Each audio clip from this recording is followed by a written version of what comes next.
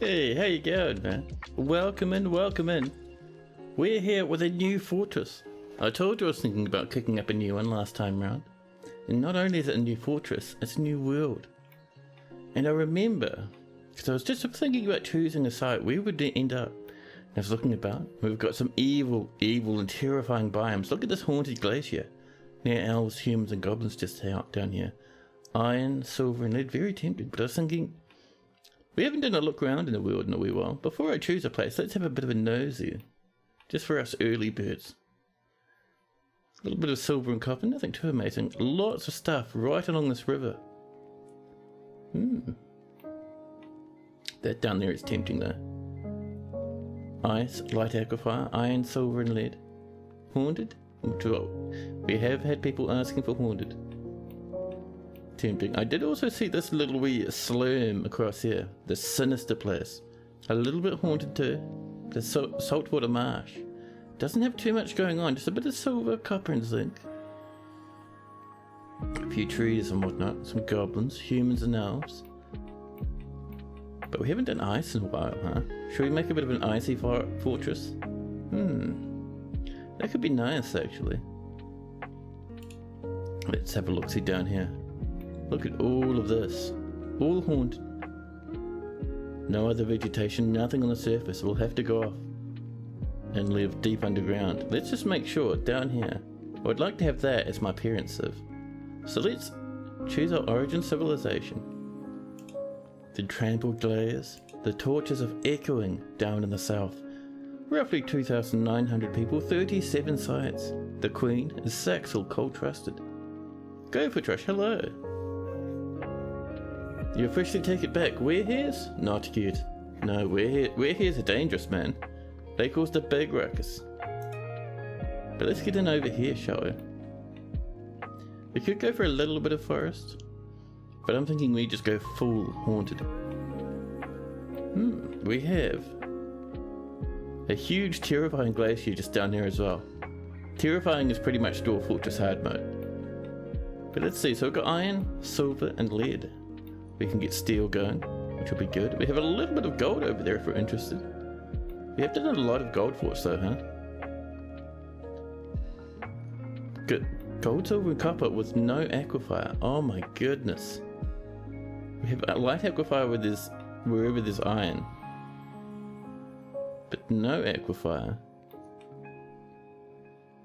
Down and over here. Tempting actually. Very tempting. And saying that, man, gold, silver and copper. It's gold and tetrahedrite. Let's go out for our little aquifer, lads. Enjoy some iron. Ice is sure to lead for fun, especially terrifying ice. I know.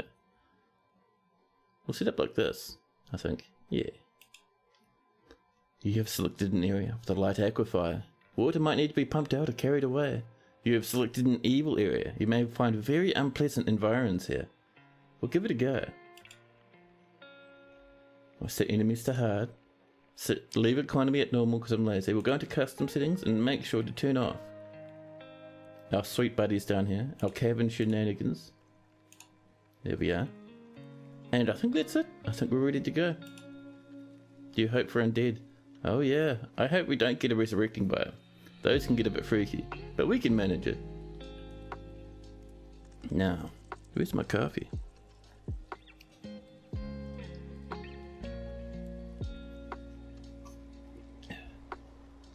My chair's recently started breaking, I think.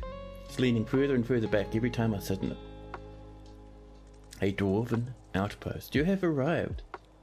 After a journey from the mountain homes into the forbidding wilderness beyond, your harsh trek has finally ended.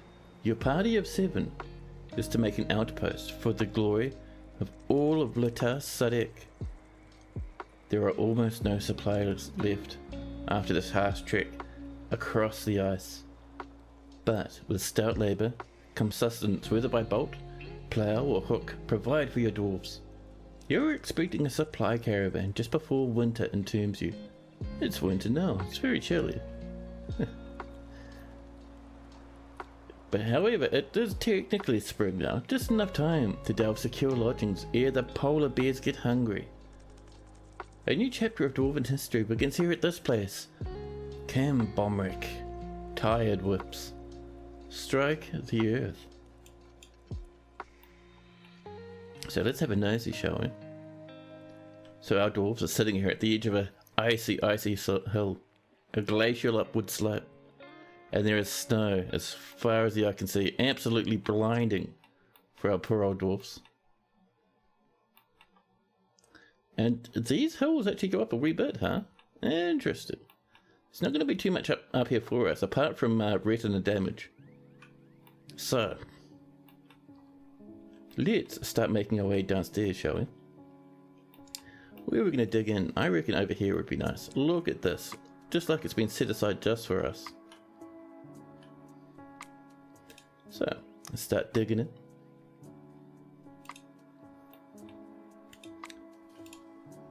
We'll just punch our way in. We still have to, I haven't decided yet, but I would like to figure out what sort of defences we'd like to defend ourselves with this time. In the past we've had, let's see, drop traps, repeating spike traps, those are very powerful. Fantastic goblin grinders.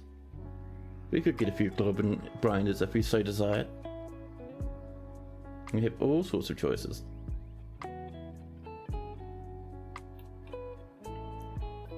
It is raining rotten filth. Rotten filth, just over this way. We can see it slop down onto the floor. Scattering across the landscape. I think our dwarves might be safe. Are we safe? No. There's slop nearby. So we need our dwarves to get out of the slop rain, the rotten filth, because it might make them very sick. It's actually raining here as well. Dang. Okay, as we continue forward, see that there is out of the way of the slop. So what we're going to do, we just need our dwarves inside ASAP. Actually, we might even just do a barrow here rather than the meeting area. Yeah, that's going to be easier. Add new barrow, and this will be our alert barrow. And that should be fine as well. And with that, we can come over here, set burrow 1, and get our dwarves in. Because they'll get bruises, they'll get diseases, sometimes they'll even get horrible, horrible curses. Come on, in you come. Quickly now, in you get. That's the one. Don't stand in that filth, don't let it rain on you. We will expand this forward a wee bit. Just up this way, so our miners can keep mining. But yeah, if it's raining yucks, don't let your dwarves stand in it. You will get very sick. If we look at these lads, look, they're looking very cross, and they have a fever. Uneasy when caught in freakish weather. No health problems, so it looks like people catch a fever from being hit by the slime. The rotten filth. They're feeling very cross with it. Go on in, you get. We're getting big boulders of ice on the floor. That's okay. This shouldn't ever defrost. If it does, the entire glacier will melt.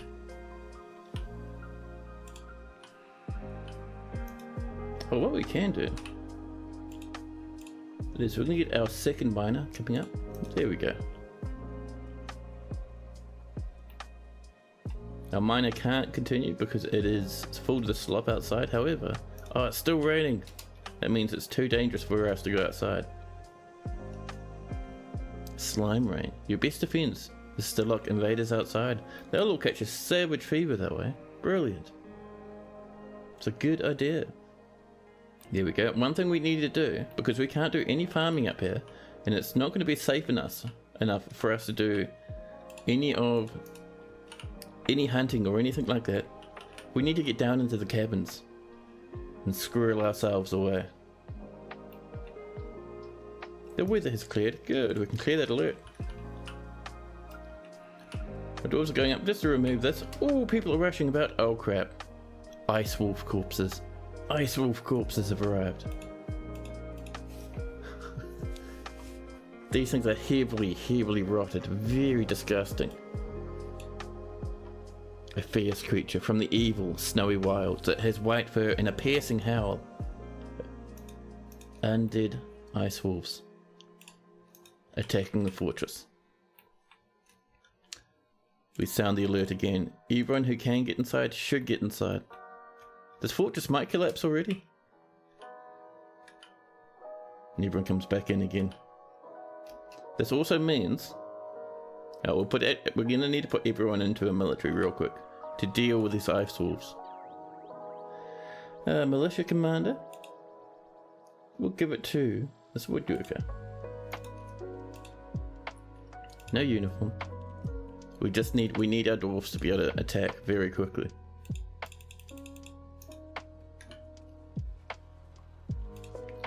Alright lads.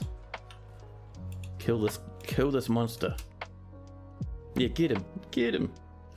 Now the big problem is this does mean we're gonna have resurrections all the time. Another one. I saw them rushing forward. Oh, they were looking alright. No, I think it was just cats running back and forward. That's okay. Now we are, I think, gonna start heading on downstairs.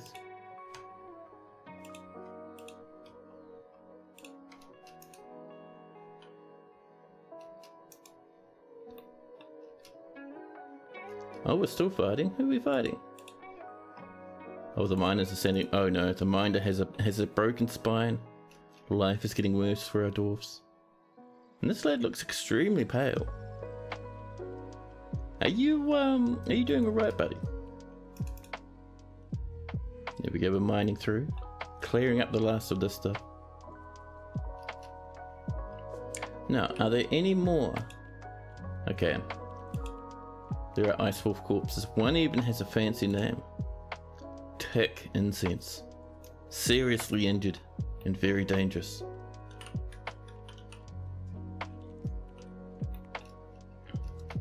So what we're going to do, so repaint our barrow. And can we do it across multiple levels? Let's look. Nope. Dang, huh? There we go. We'll keep this coming down. And when we get down far enough, we can probably just wall ourselves off from the world temporarily. We do want to get ourselves set up with a bit of trading later, but for now, ice wolves are bad news for us. Bad news.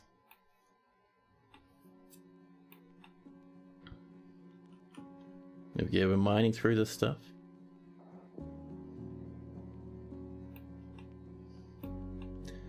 Now, let's get ourselves to begin with a nice wee trade depot. Let's use some ice for it, it'll be fine. We've hit dampstone. Ooh. Ah, we've hit sandstone. It's immediately the aquifer. That's not bad. It's alright. And we've struck bauxite. There we go. Amidst the dampstone, we have hit a bit of bauxite.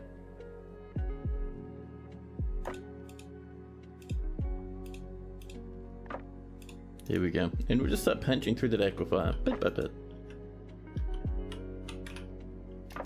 And we'll set our hotkey up to zoom here for our entrance.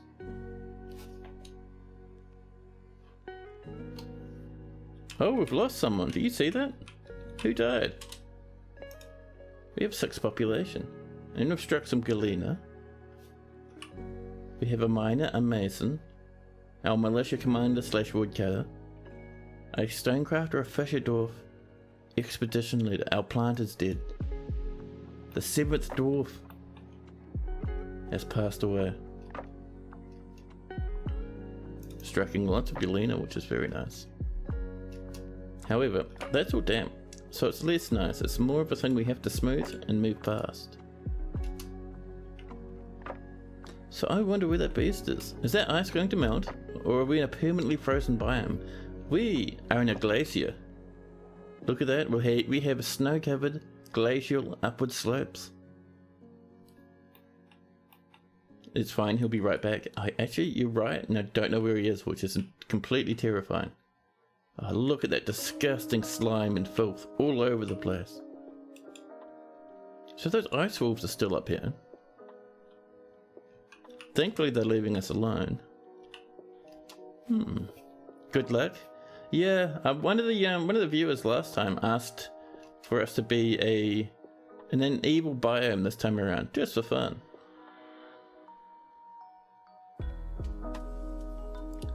So far we have learned, first off, that we do have undead wandering about. This time we had evil undead ice wolves. We did lose one dwarf. I don't see their resurrected corpse anywhere, so it mightn't after all be a resurrecting biome. We might be lucky there. Maybe it's not, because look, here's Rigoth. Rigoth is just splattered with rotten filth. So maybe we're fine. So it looks like we're not a resurrecting biome after all, otherwise Rigoth would probably have resurrected by now. We're just smoothing up the last of these walls for this passionate portion of the aquifer. There we are. Keep punching through. And one thing I'd like to do, just temporarily, we need to deal with these animals because they're going to start dying and stinking up the joint. More damp stone. A plant has been missing for a week. Yeah, we know who that is. They did die just a short while ago. We'll keep punching down through this. There we go. You're in a tropical forest with a waterfall. Oh, lovely. That sounds heavenly.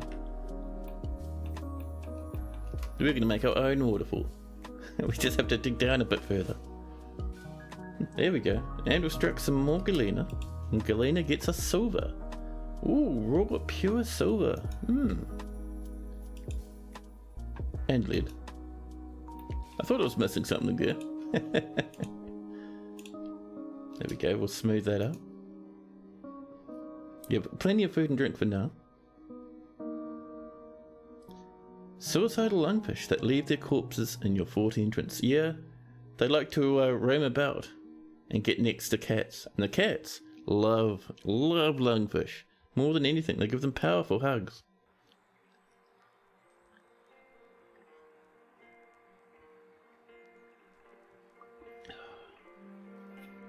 Let me tell you, that coffee, it's a bit yuck. There we go. Oh, I see we've hit some more sogginess. And oh dear, the Rigoth's corpse is fighting. There's Rigoth, our planter. Yeah, Rigoth was our planter, they came back. They were over here, but it looks like, yeah, they're over here. So it is a resurrecting biome after all. It just takes a while. Well, well. And our dwarves fought them off. It's still alive, we're still safe. This does illustrate how desperately we need to get downstairs.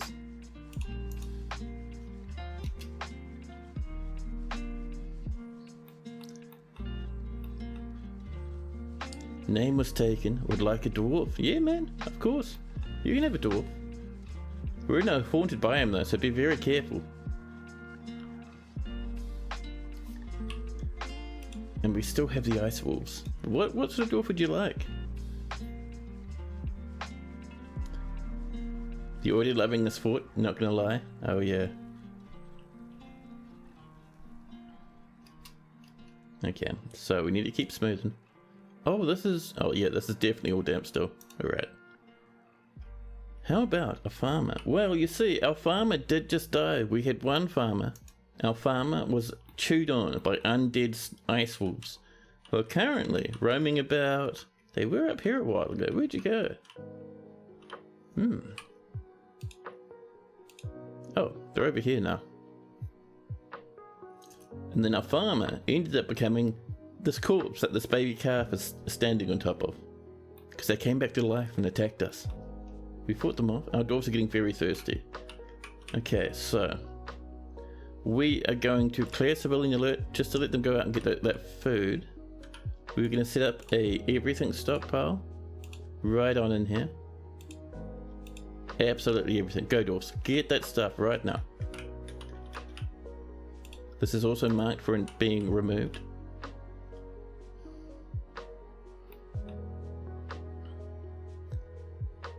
Got a lot of stuff to smooth down here. Very important. It looks cold. It is. We're in a glacier. It's freezing. And then a fisherman is your second choice. Yep, we can give you a very angry fisherman. You probably just lost a good friend of yours.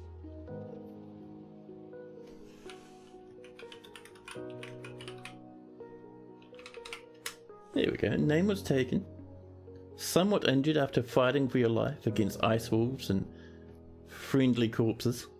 Well, ex-friendly corpses. Annoyed after having a drink without a goblet, cap or mug. Feeling vengeful after seeing existing conflict. Horrified after being attacked by the dead. Afraid after experiencing trauma, and horrified after experiencing freakish weather. You're covered in rotten filth. Dripping from you. Disgusting. And you're crying. You even have rotten filth inside your mouth. Wonderful. You have some injuries. Your right upper leg is cut open. Your right foot is cut open. And your lower body is cut open. You might need to get a temporary hospital going. You're close friends with everyone, which is probably why you're very sad that planter passed away. Rig off. Oh, have you killed anyone so far? No one so far. Alright, fair enough. So, name was taken. Has an amazing memory. Don't forget the wood from the wagon. Good, cool. Gonna need the wood, you'd imagine. We can get to the caverns and get infinite trees down there. Anyway. She has amazing memory, a feel for music, and the ability to focus. She has bad intuition, poor empathy, a little difficulty with words, and little patience, a poor kinesthetic sense, poor creativity, and an atrocious spatial sense. She is incurious and never seeks out knowledge or information to satisfy herself. There's a new one. She is dour as a rule, and she is conflicted by this as she values merrymaking in the abstract. She is intellectually stubborn, rarely changing her mind during a debate regardless of the merits. She has a low sense of self-esteem and a little interest in joking around. She has an active imagination and is often nervous.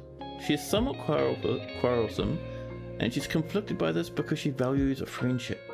She often feels lustful and is not inherently proud of her abilities and accomplishments. She prefers that everyone live as harmoniously as possible. She is not particularly interested in what others think of her. She's currently more shameless, more rude, more fearless, more confident, a little bit less private, and more thoughtless. Hey, Cancel, how you going, dude? Welcome in, man. How you been? Name was taken. Personally feels that introspection and all forms of self-examination are the keys to a good life, and worthy of respect. Finds blind honesty foolish, doesn't think one way or the other about leisure time, and doesn't care if others take the time to master a skill. She dreams of creating a great work of art, however. Name was taken like graphite, bismuth bronze, sard, clear glass, the colour goldenrod, warhammers, bags, the words of the glowing torch, the sound of the flowery desserts, and the sight of the meandering poet. When possible, she prefers to consume buckwheat beer and absolutely detests flies. There we go, a nice little dwarf when name was taken. And we have two more redeems. I think Cancel TV is up next. What sort of dwarf would you like, Cancel? Uh-oh. Rigoth's left hand is fighting, rising from the ground and attacking an alpaca. There's their left hand. We rally the dwarfs and tell them to attack the hand of the dead planter. You're a military man. So, effectively, everyone's in the military at the moment because we're in a terrifying biome. However, we can give you our militia commander. You can be robot. Their new name is Cancel TV. 53 years old, frail, not creative, a bit clumsy, a little bit injured, and they're hauling a copper battle axe. They're a proficient carpenter, a competent woodcutter, and they're just learning the basics of combat. However, Cancel feels amazing at the moment. A little bit vengeful, a little bit annoyed, but mostly amazing. You're completely coated in tears. You're smeared with rotten filth. You even have some on your tongue. Wonderful. That's just fantastic. You have lots of close friends. Only normal friends with Rogoth the Planter, which is alright because they passed away a while ago. And Cancel has great analytical abilities, good intuition and willpower, but a little difficulty with words, a shortage of patience, and poor creativity. He finds helping others very emotionally rewarding. He has a little interest in joking around and could be considered rude. He's currently a little bit more rude than normal actually. He tries to do things correctly each time. He can occasionally lose focus and isn't particularly curious about the world. He's rarely happy or enthusiastic, and he is conflicted by this as he values parties and merrymaking in the abstract. He's generally quite confident of his abilities when undertaking specific ventures. He is currently more confident, more fearless, more shameless, less private, and a little bit more thoughtless. When he's thinking, his body becomes very still. Cancel personally doesn't think one way or the other about leisure time. He doesn't care if others take the time to master skills. He does, however, dream of raising a family. And then finally, Cancel likes tin glaze, lead, clear diamond, giant bush-tit leather, giant bobcat bone, jute paper, gems, large gems, cavies for their adorable call. Cavies are guinea pigs and they like to squeak around. Giant chipmunks for their stripes. Lentil plants for their lens-shaped seeds. The words of the copper aquamarine and the sound of the satiny music. When possible, he prefers to consume giant dragonfly, rye bear, and sorghum seeds. He absolutely detests mosquitoes. There we go. A Cancel TV is now in the fortress. And then finally, last but by no means least, Peregrine. Let's have a nosy. What sort of dwarf would you like? We have 2 names so far, but we have Letast, Onal the Mason. Everyone's pretty grumpy at this point. Can we have a miner? Yeah. Letast up here would be a good choice for you, I think.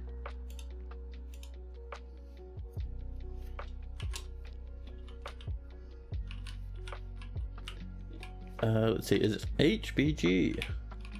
There we go. Oh, I could even do them uppercase. There we are, fantastic. 65 years old and very healthy. Talented miner, focused, and values friendship. And you're feeling very good, apart from all the vengefulness, the annoyances, all that sort of stuff. You're just like everyone else, you're smeared in rotten filth, especially along your head and in your mouth again. You're also crying. No injuries though, which is interesting. Close friends with everyone yet again. And Peregrine has a great ability to focus, but poor spatial sense and a poor memory. He is dour as a rule, and he is conflicted by this as he values parties and merrymaking in the abstract. He tries to do things correctly each time and tends to form only tenuous emotional bonds with others. He often feels lustful and tends to think before acting. He's currently a little bit more thoughtless, however. He tends to be swayed by the emotions of others and doesn't mind a little tumult and discord in day-to-day living. He's currently more rude, more fearless, more confident, more shameless, and a little less private. He keeps his voice very quiet when he's nervous. You can just imagine Peregrine whispering in the ice tunnels while the wolves pad about overhead. Peregrine personally believes friendship is a key to the ideal life, sees the pursuit of good craft dwarfship as a total waste of time,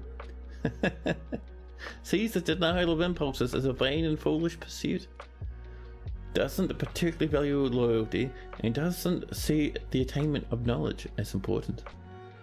He dreams of mastering a skill. And then finally, Peregrine. Probably good that he's a miner if he doesn't want to craft. I know, it's working out perfectly. Peregrine likes native silver, bronze, clear garnet, bags, cave dragons for their large eyes, and the words of the delights of hoping. When possible, he prefers to consume hard wheat beer and flax flour. He absolutely detests mussels. There we go. I think everyone's fighting off the sand at the moment. Oh, have they already fought it off and they're currently putting away some rubbish? It looks like it. Yeah. Everybody's cleaning up. This needs to be super high priority, dwarfs. You do not want to flood the depths. There we go. People are coming down again. That's a good dwarf. Can you rename enemies? You can. You can rename any living creature.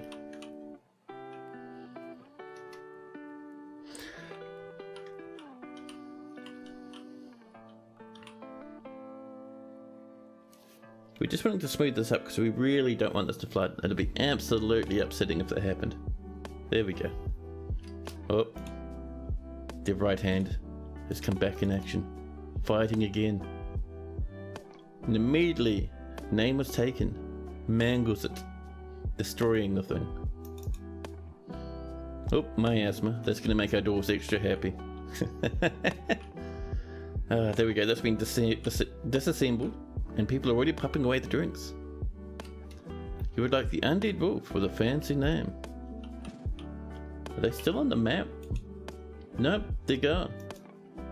Well, that's a pity, but they're gone.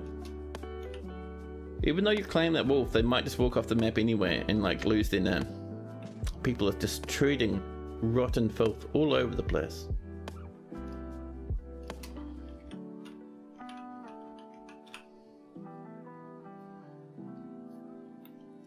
Give me you lot, clean up these weapons and whatnot. Oh, the miasma. You wanted to murder everyone? Yeah, that's one of my favorite things to do. Just claim a we'll just tidy this up while we're here. But yeah, coming up and just like claiming the name of something that's destroying the fortress, like a forgotten beast. Good stuff, man, I love it.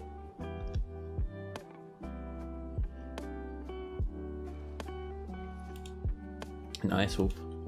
Fighting an alpaca. Jeez, that's a rotten coffee. Oh, way over here. The alpaca has died. Certainly they'll come back to life to attack us shortly.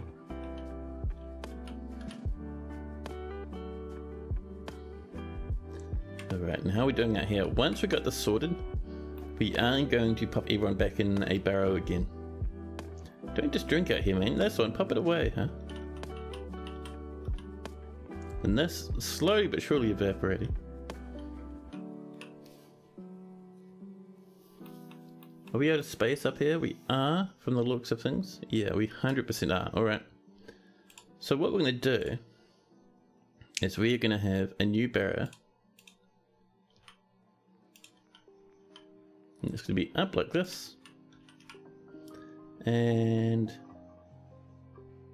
down where we're mining as well.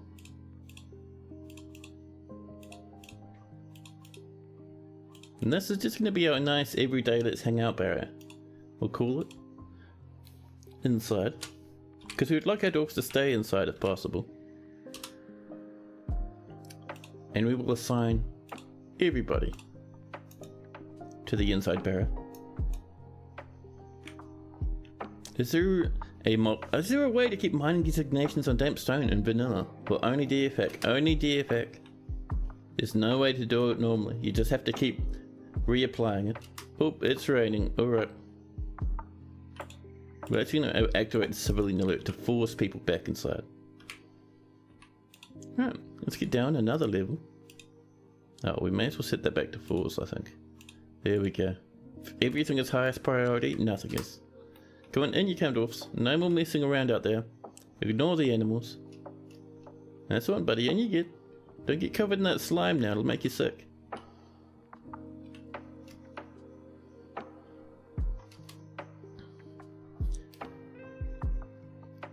You guess you'll take an expedition leader. If you can't kill them with tooth and claw, you'll do it with bureaucracy. We're all fucked either way. Do we still have our expedition leader? Oh, we do. Unib down here. And we've struck saltpeter and more damp stone. And some dry stone, which is very nice.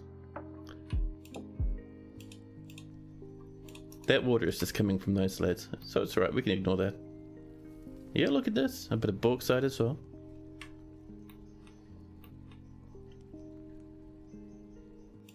And some more damp stone. Oh, over here this time. Oh, multi-aquifer shenanigans. Terrible. The one thing we'll do, because we can be pretty certain that down here, there's not much sogginess. So let's mine out a space down here, just to have as a place for our dwarves to live until we get things really bumping along. Sort of a fishy shape, just for fun. The stray alpaca has been missing for a week. Now, humans either digging, drinking, or sleeping. That's fine. Oh, people are rushing out. An alpaca corpse is on the prowl. We want all our dwarves attacking at once, so we don't lose someone.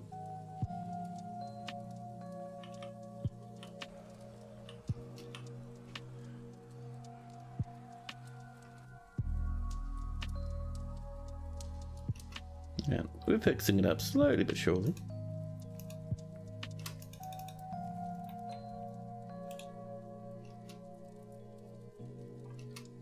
Oh, you know, I don't think our dwarves will finish mining through this. Simply because our barrow might be too small. Yeah, it is. So barrow 1, this is our panic barrow, our alert barrow. We'll paint that across. There we go. Can you still prevent dead dwarves and animals rising with tombs? Might be a good idea if so. Yeah, I think if you bury them, you should be fine.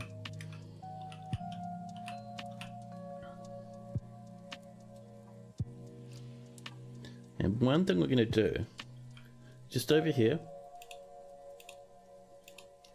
this is our pen where we're going to put our animals in. Red flash opal, oh tasty. Just over here, huh? And we will put this as high priority because I'm seeing some of those animals start starving. And we do not want them running around the fort.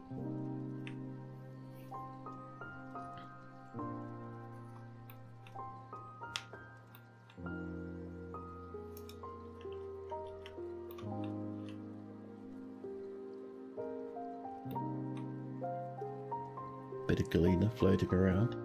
Bit of limestone too. Nice gems in the wall. A snowstorm has come. Hopefully that'll wash away a bit of this yucks, huh?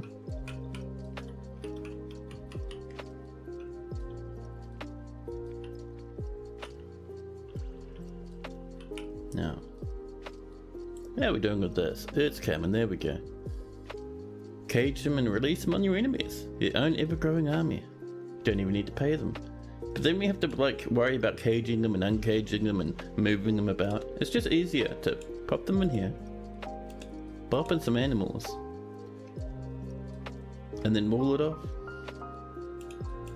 In you go, animals. If you came to a different fort, you'd be probably much happier.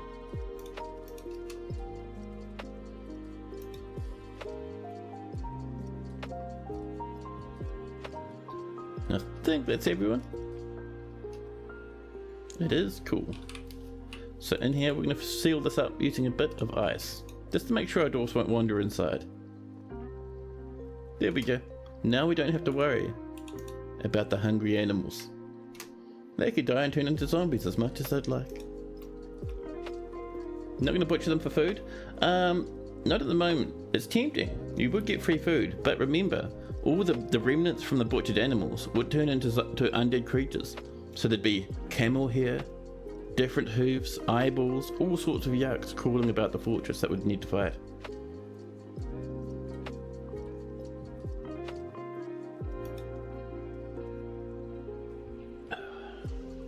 Man, that's a yuck coffee. Jesus Christ. Why do I keep drinking that? I'm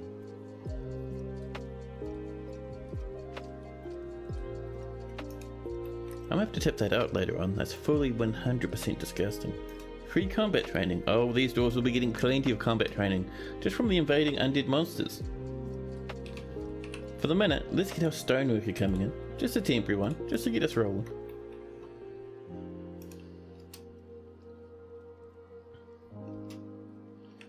I'm also very tempted just to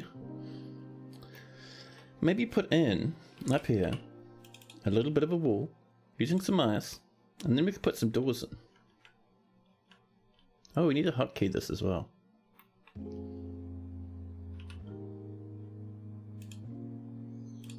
And we'll call this the accommodations. No, because I can't be bothered trying to remember how to spell that word. We'll call it, just for now, the bunker. That'll do. Oh, and you'd like your dwarf, right? Your expedition leader, Urnip, backfenced.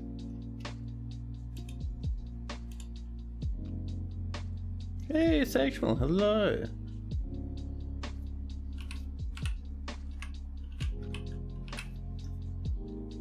Careful trash, there we are. 78 years old, strong and tough, healthy as well. I was cried on by an unhappy citizen. I feel a bit of empathy. You have clean clothing. You're not. Well, you actually know your clothing's mostly rotted away because all the slime keeps landing on you. You have kiwi leather shoes. That's heartbreaking. Don't turn kiwis into shoes. You're not covered in slime anywhere else though, and you're not crying. So all in all, so far, pretty happy lad. So, Go For Trash has a great deal of patience, good intuition, and ability to read emotions fairly well, and a good spatial sense, but an iffy sense for music, poor focus, and an iffy memory. She is very trusting. She is a perfectionist. She is very curious, and sometimes to her own detriment. She has a strong sense of duty, and rarely looks on. She really looks on others with lust. There we go. She has an overinflated sense of self-worth.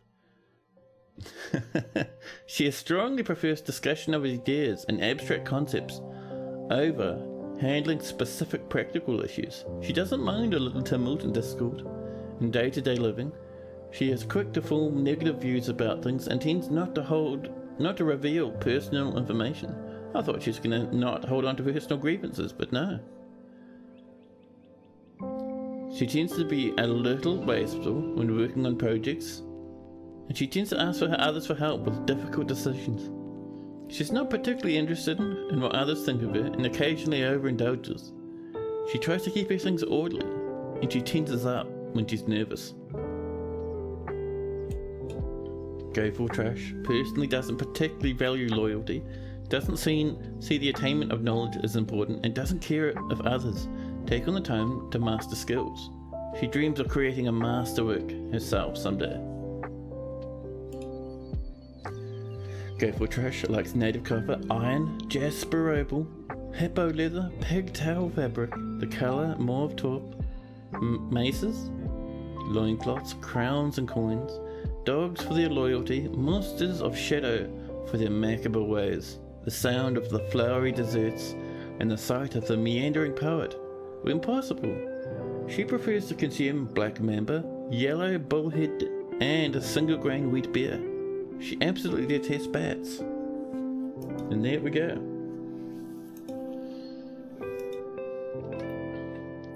So getting ourselves set up here, let's add our very first rock throne. Well, easy now. There we are. And I see we might be a bit soggy down here. We do need to push through though, because we need to get access to those caverns. It's extremely important. That's the only place we'll get wood from apart from trading. And trading mightn't be easy all the time anyway, with undead creatures roaming about.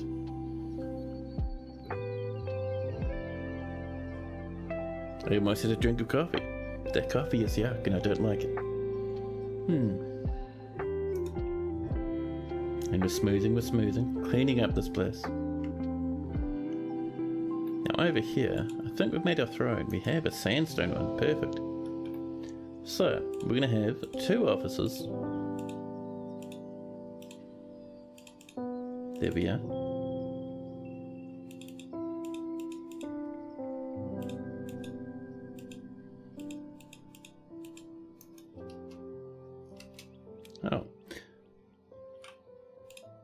Oh, that's right, that's our door there.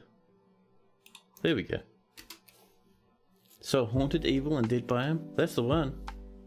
I can't remember who asked for it, but as our last stream was finishing, I talked about the idea of starting a new fork, because our last one was pretty much mostly dead. And someone was like, hey, could you do a haunted biome? So now we're doing a haunted biome. We get rotten filth raining from the skies. We also get ice wolves. Ice wolf corpses roaming about, looming in all directions. Oh, let's get this continuing to paint. There we are. Now, this is set up. We're going to ask, once we get our offices done, we're going to start asking for many doors, just so we can kind of seal ourselves off from the outside. Have you ever seen a unicorn corpse? As in a moving one? No. Are they something special? Bop in a throne. And get an office coming for our manager.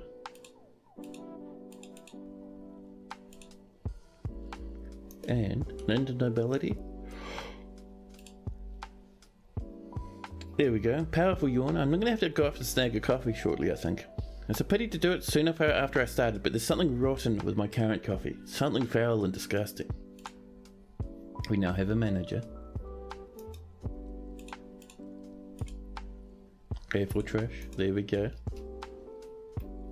And now we can start asking for cool stuff like doors.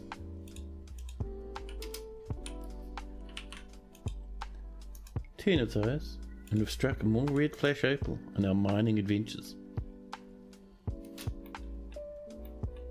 It does remind me we do want a jeweler. So I'll pop this in. And then I'll hoon off and make a very quick coffee. I need a coffee to survive, and my current one is yucky. So I'll see you in a couple of minutes, won't be long. Enjoy the music while I'm away.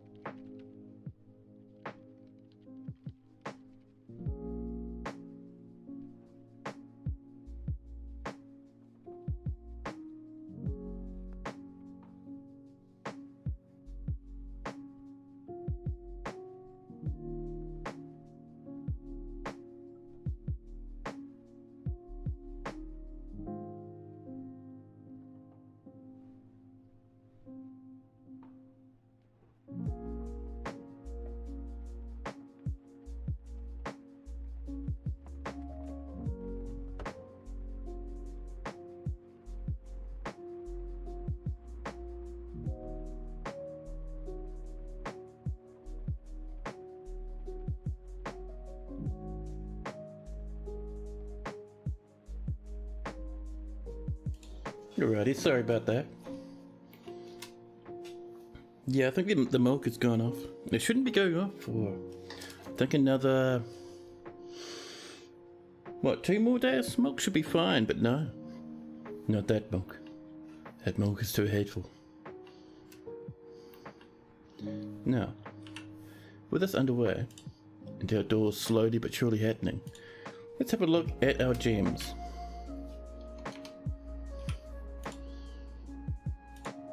Oh, we only have 1. Never mind, no cutting of gems for you lads. That's slowly but surely evaporating. And we're getting doors up here just so we can slam ourselves in case things get a bit too scary. There we go.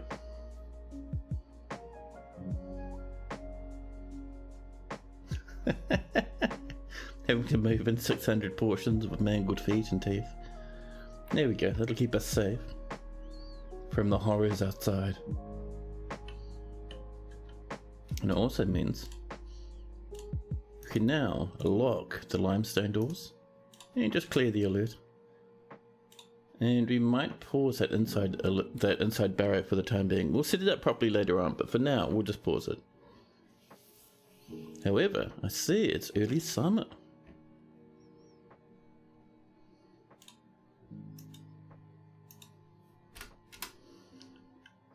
There we go. Now, the one other thing we need to start working on fairly shortly, that we'll probably do right now actually, is we want a nice place for dwarves to come in and do a bit of praying. Dwarves do like to get a bit involved with the church. We need to look after their moods, because this is a lot of trauma for dwarves to deal with very quickly. I think you've been playing too much Dwarf Fortress. You keep running your mouse pointer over the rocks on my screen to find out what they are. I love it. I do what I do all the time when I'm not playing Dwarf Fortress and I have to scroll somewhere. If I want to scroll a lot, I will hold down Shift and scroll. And it's just ridiculous, man. It's just the silliest thing. The animals are still hungry. There's no food for them, so I've locked them aside.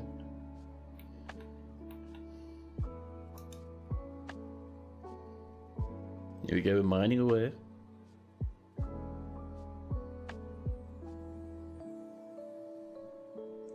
We're not going to butcher them? No, like I said before. If we butcher them, there'll be a lot of refuse sitting around in the butchery workshop that will resurrect and attack our dwarves. So until we get proper military, we're not doing much with animals. Yeah. And we're mining, but it looks like we still have aquifer. We still have that fantastic wee soggy rock on this layer. Forgot about the zombie part? Oh yeah. It gets pretty hefty sometimes. I wonder, have those angry wolves forgotten about the zombie part? Look, everything's just covered in slime now. This is disgusting. No, the ice wolf corpses are still wandering, lurking in the bottom corner. Oh, we struck black opal though. That's always a nice treat. However, it's still in the soggy layer. So, let's do a high priority smoothing. And our doors are done. Perfect.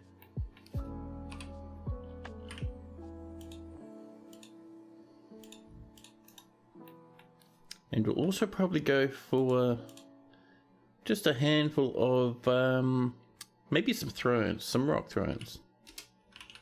Yeah, good stack of those things.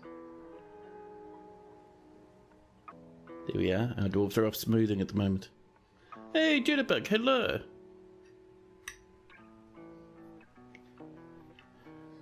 Man, I was watching Zest play some, what was it, Cataclysm? Dark Days Ahead this afternoon, and let me tell you, it gave me a hankering.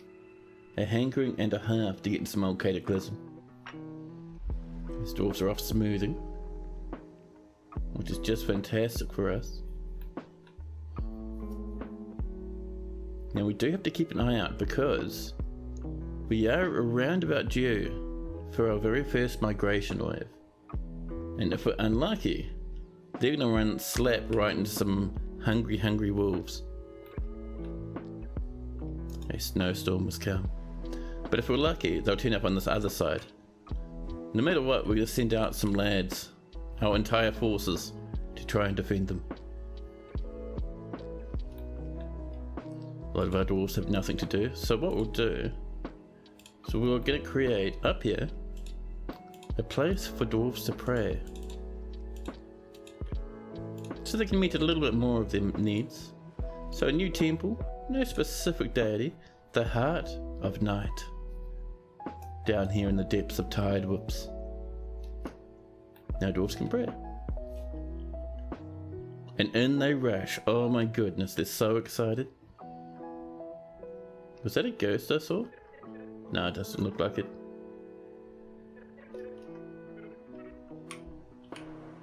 Now, let's get down another level.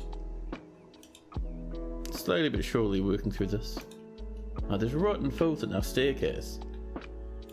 And it's all damp. It's all soggy. Double aquifers. There we go. Let our dwarves dig through that, smooth it again. Is this an ice biome? You just started one there yourself this weekend. Oh, very nice. Yeah, this is a glacier. You can't tell because there's rotten filth all over the place, but I promise you, we have glacial slopes. And we also have evil ice wolf corpses roaming about. And generally, this is a resurrection biome. So anything dies here will come back as a zombie. It's not too bad. Once your fortress gets a bit established, it's much easier to manage an evil biome. Hey, have we done it? No, we're still rough. We're still not rough, but we're still damp is what I was meaning to say. Let's get a bit of smoothing. Nasty stuff, no meat even. Yeah, that's why over here we have a lot of animals locked up because we have no grass for them. And butchering is doable, but we don't have any militaries, just in case. So we've just got them mauled in. Panda wolves or raccoon wolves? Oh. We have only ice wolves. With dark, shadowed eyes. They're standing about in the last little patch of snow. Everything else is swamped with rotten filth. You had a 10 Z level one the other day. You gave up in that fort because you kept getting crashes, but for an autosave. Yeah, that'd be frustrating. Yeah, generally your really deep ones are mostly because you're near an ocean. Oceans have humongously deep aquifers, even if they're just light ones.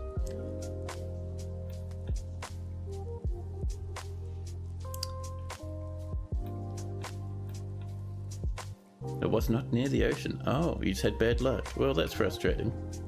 Let's grab these gems too, huh? We do have, once we hit autumn, we do have some dwarfs coming up to trade with us. Oh, that's a good amount of gems we found there, buddy. Look at that.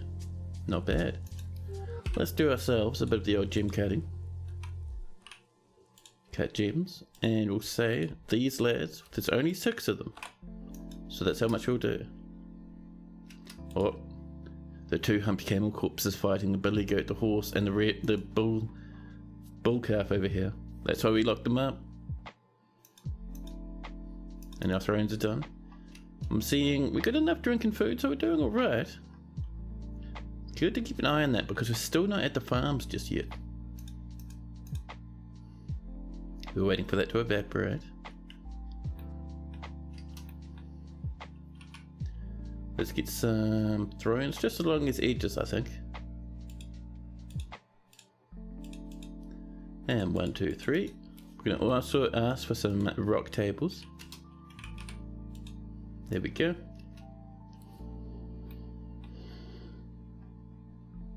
There we go. That's probably shallow enough for us to dig through pretty happily now. There we are. There we go. There was the continents of a shelf above the ocean layer. There was a river, but also it's on top of a hill. Interesting. Oh, is that all Aquafire? It is. The stray two-hump camel has been missing for about a week. They're still fighting a horse.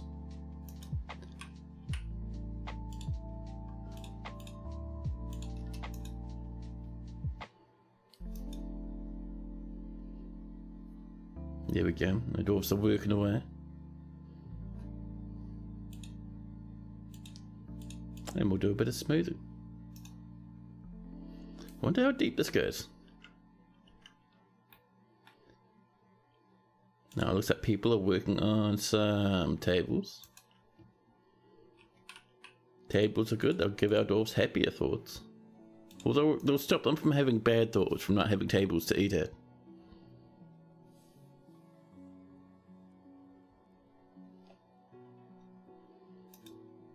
It is raining, rotten filth. A billy goat is a zombie now.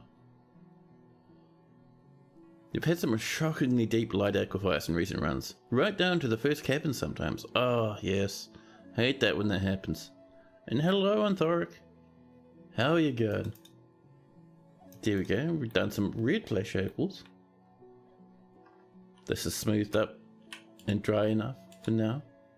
Let's keep digging through, shall we? You've discovered an expansive cavern deep underground. There we go. Everything is filled with aquifer. That's very annoying. Well, not everywhere. We could mine off this way and maybe catch a little bit of dryness. And we've mined right down to here, at the base of this layer. Oh, that's nice and dry. Look at that. There could be good kitchens over there. What happened to the other fort? Some big hares came in and ate everyone. It was a very rough. And even though we were still alive at the end of it, I was thinking we lost so many people in such a short amount of time that we mightn't get more migrants for a very, very long time. So I thought, let's just try a new one. The what?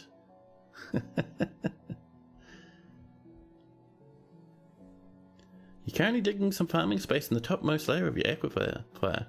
May channel from the surface to farm above. May channel from the surface to farm above ground crops. Good idea. Good idea. Above ground crops are pretty nice.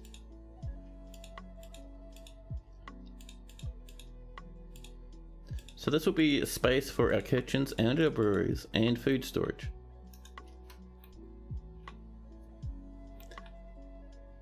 The Struck Limonite.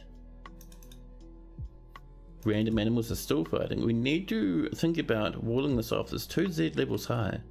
And it's also very wide. Oh, there we go. We have water now. Things are improving already. So while that's underway, let's do ourselves a little bit of walling.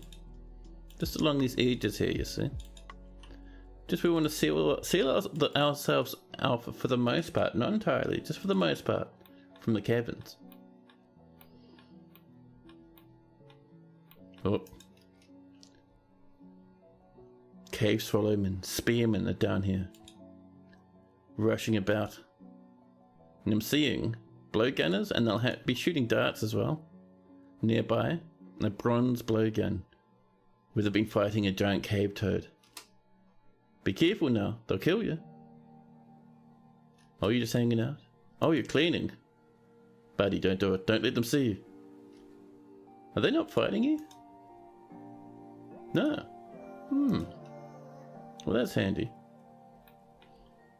So we've walled off this side. We are chewing away in here. We are going to start walling up this way now.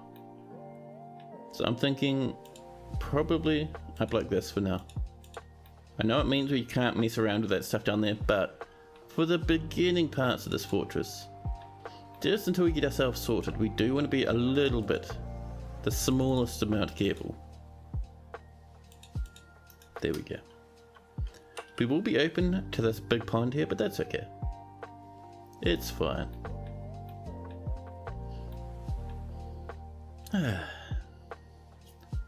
What gems are in that obsidian outcrop?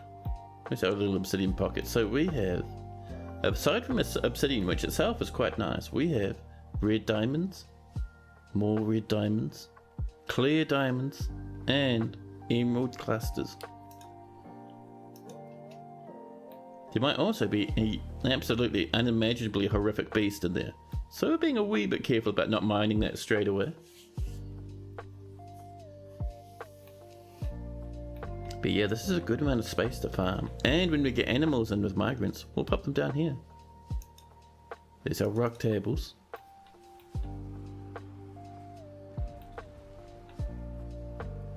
So while those are working on that, let's get our very first farms coming in, shall we?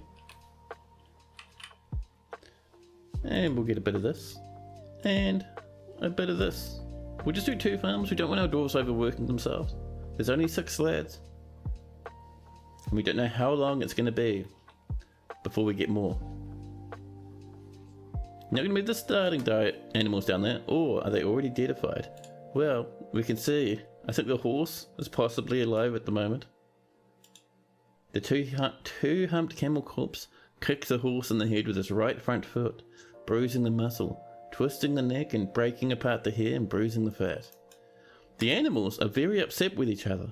There's a dead cow. There's blood and vomit everywhere. The shrieks and groans from that little part of the fortress must be echoing everywhere horribly. Let's also set this up as a hotkey, shall we? And this will be our farms. There we go. And up here we're looking pretty good. We have one little spot there that's on the way.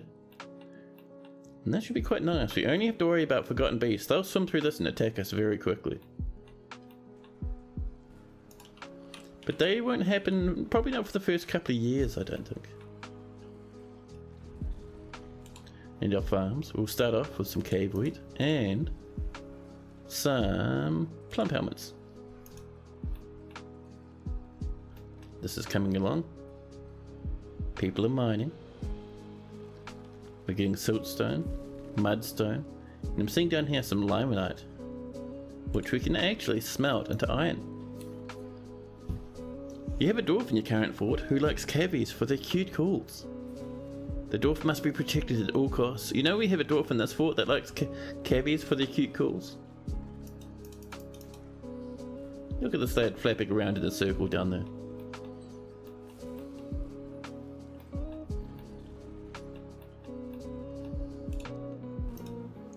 Now hopefully people will come down and be able to plant in that. No one is planting. That tells me we don't have seeds, which is upsetting. So let's do a little tiny wee, somewhat small sized food stockpile, just to make sure our food's over this way.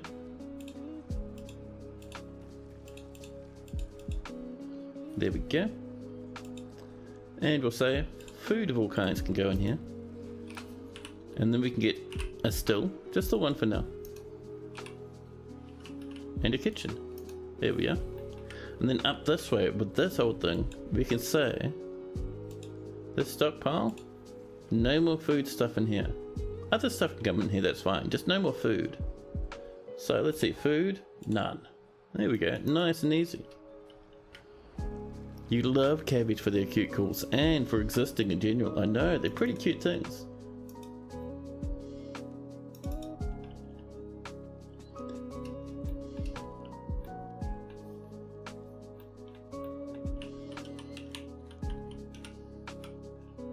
Oh, this is mostly dry on this level. Well, how about that? That's actually pretty good. We've got some white chalcedony. This could be our main living area, to be honest. Just stretched out throughout the caverns. Green Gilla, hello. It looks like things have gotten icy. Yes. Up above, we are in a evil and haunted glacier. There is disgusting rotten filth everywhere, and every now and again we'll see a flash of movement out there. We will see ice wolves, rotting and disgusting, their corpses stumbling about. Nothing lives up here. In the depths, there's cave swallows, cave swallow people. We have our cabins mostly like sealed up, so we don't have a problem with them.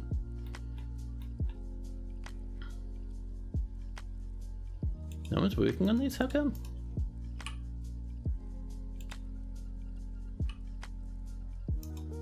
No, that's weird.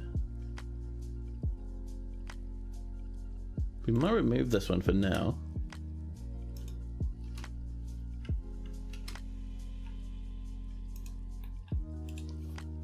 We do need these working, Dwarfies. Oh, are they doing it? No.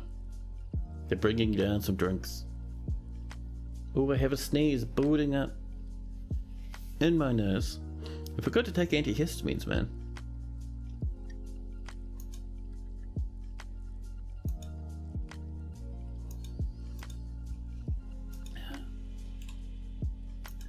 So I'm curious why these aren't being done. Do you think ice wolves are cute?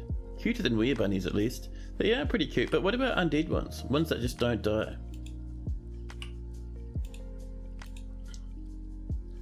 It's weird that they're coming down. They can walk through here to here. People are popping off drinks as well. I'm not certain why our dwarves aren't building this. Well, if nothing else, we can at least hopefully do some gathering down here.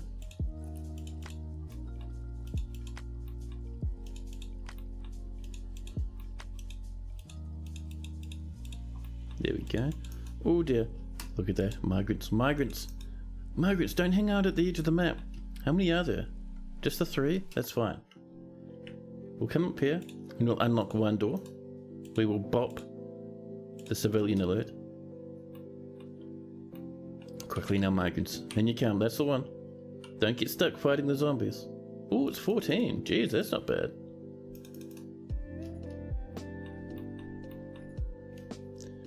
If they ever got ghost animals in this game, this biome would be insta-death. What on randomly generated world is this mog juice you're reading about? Mog juice? It is a pile of rotten filth. It rains from the sky.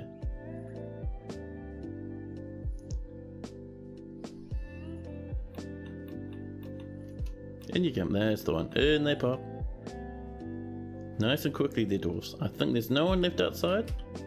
There's some animals. To be honest, the animals aren't coming inside. Alright. It looks like everyone who we want is now inside. So let's lock up. Oh. We forbid a boulder. This dwarf likes mog juice. Alright. Now, I'm wondering... No one's coming down here to work on this. Oh, first off, let's remove that civilian alert. So people are coming down. They're grabbing some. Oh, they're delivering stuff and playing. No one's come to work on these yet. There's a mudstone right nearby, so it should be doable. No one's come to gather plants either. Dude, harm for the people who tuned up with children. That's terrible. Mog juice is an extract from mog hoppers, which can be used in cooking. It's obtained from the extract from raw fish command at the fishery. This requires a captured live mog hopper and a barrel and is done by a dwarf with a fish dissector skill enabled. Each mog hopper yields 5 units of mog juice, and each unit has a value of 50. Well, it's fish slime. Wonderful. Mog juice. Never actually heard of that one before. I'm also wondering why our dwarves aren't doing anything, man. They're coming down, they're drinking, they're not gathering plants.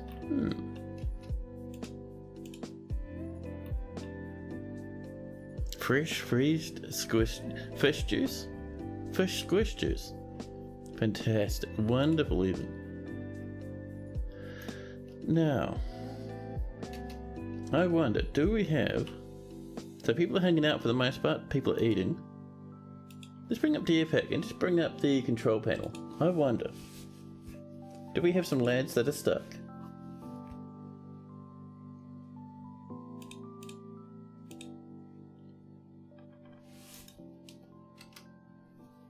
And we can even do it this way, I think, via the launcher.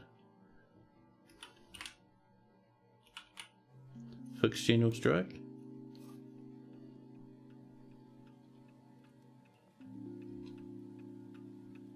Fix 0 mislabeled jobs. Well, why are we not working on our kitchens? Mog hoppers are a species of amphibious vermin found in any savage area near pools during summer and can be fished and cleaned for food. Mog hoppers are noticeably the only creatures in the game usable in fish dissection. They can be captured alive and squeezed for juices. Some dwarves are like mog hoppers for their round tummies.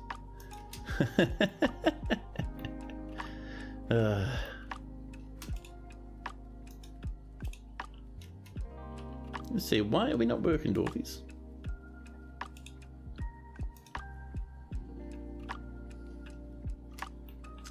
Now, so dwarves were happy enough to come down here and work for a short amount of time, but look, even dwarves have stopped mining now. Do we have a weird problem in this fortress? Is it game over already?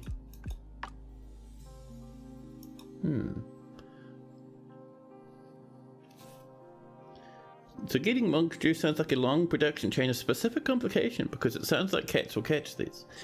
Yeah, cats will eat them, but capturing small live animals is pretty easy. You just need your little cages, your small ones. And why is this icefall fighting? Oh dear. They've found the animals on the surface and are eating them. But no, you just catch them from a what did Cody change the name of this workshop to? Let's see. Soap makers? No. Must be in farming. Vermin capture shop. There we go.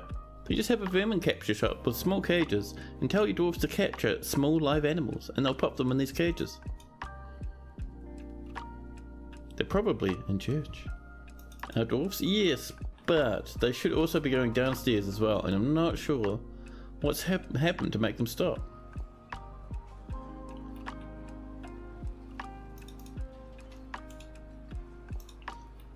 Because people are coming down here, they're just not working. And that's highest priority. We do have miners, and they're refusing to mine.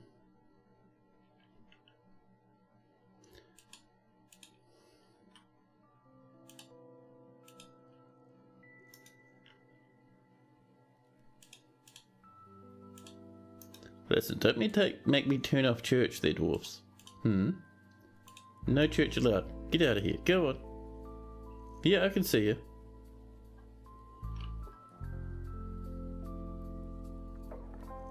Cancels drink, forbidden area.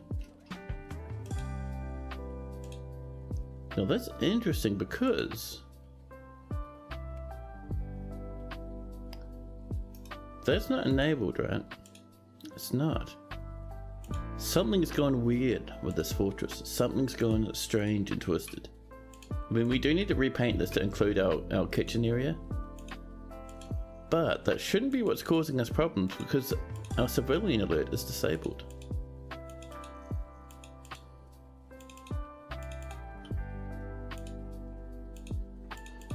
It might be because we had a barrow that we deleted that may have messed us up a little bit.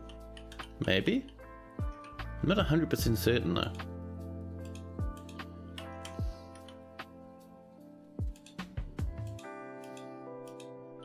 There we go. You used to catch hamsters and angry no one wanted to pet one in one of your forts.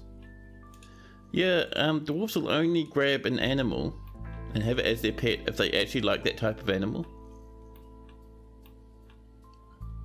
Otherwise, it'll just sit there.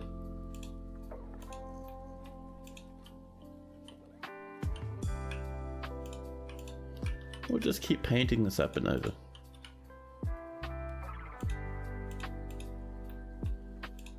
There we go. Now I wonder, will that get us working? The answer is no, not really. You're disappointed no one likes hamsters. Yeah, hamsters are nice sweet dudes, huh? People are worshipping, no one is working.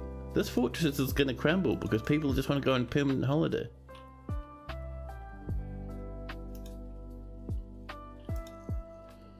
So people want to come down here and do planting, but yeah, they're coming down to eat happily enough. They are not, however, building a kitchen. They're not mining. Very strange. You shall go destroy the hamster-hating fort. Well, people have now got nothing left to eat. Some animal is off exploring somewhere. That's very strange. But I still don't know why we're not down here. This was working until suddenly it wasn't. Sometimes Dwarf Fort just breaks in ways that I don't quite understand.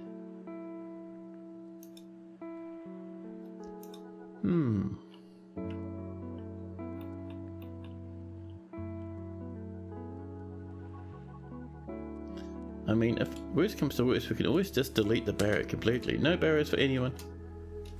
Come on, come down to the kitchens. Oh, you're all hungry? You're all hungry? You're not coming down to get some food off the floor? Yeah? Maybe world broken already. A snowstorm has come.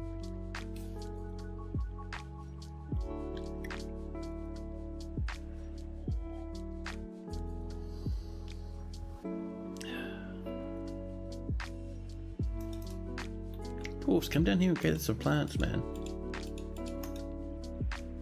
Is there some sort of broken standing order? See, that all looks fine. Gathering looks fine.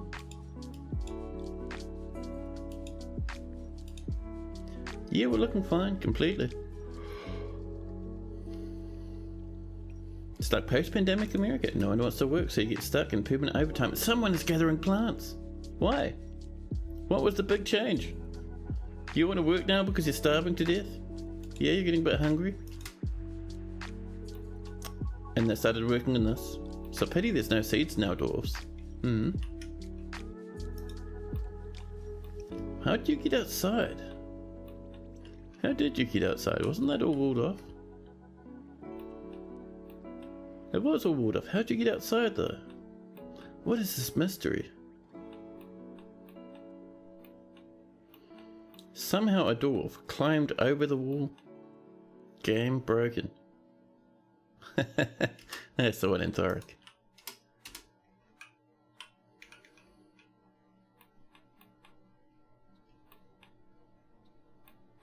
Some Drouther roaming about. Cave wheat and plump helmets again.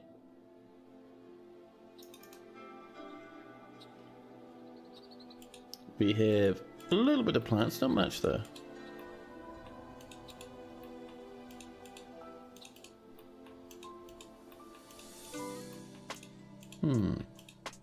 Just trying to scrape up whatever plants we can find at this point. You'd notice that tasks in Dwarf Fortress seem to go in a list. Yeah, there's a big list of jobs. And if something in the game prevents one thing in that list from being done, the dwarves don't go skip it to the next one, but instead get jammed up on one thing they can't do. Yeah. An opah. What is an opah?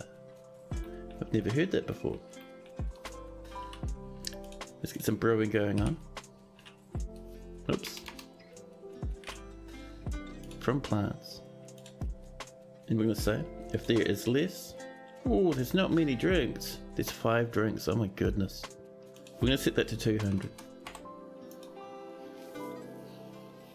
Oh, we need pots as well, but I'm sure we have some lying around. And we're going to build a very temporary craft dwarf workshop. Down here, just so we can get some rock pots. Get out of here.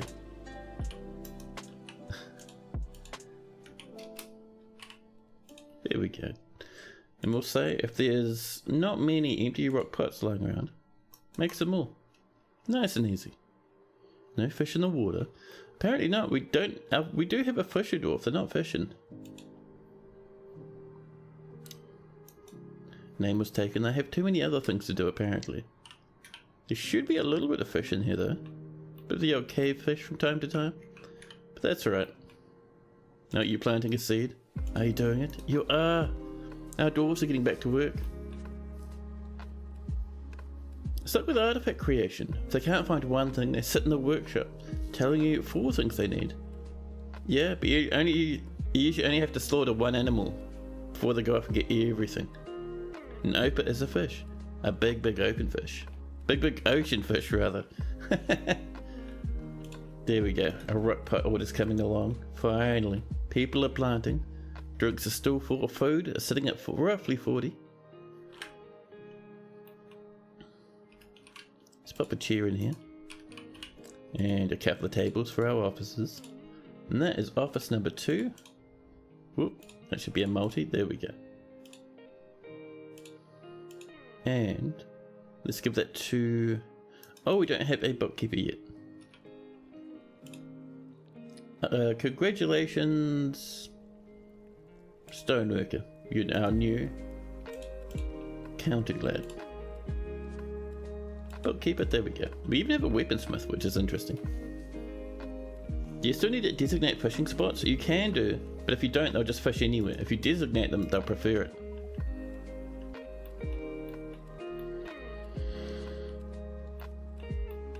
So sitting at 5 drinks. Pardon me, 29 plants.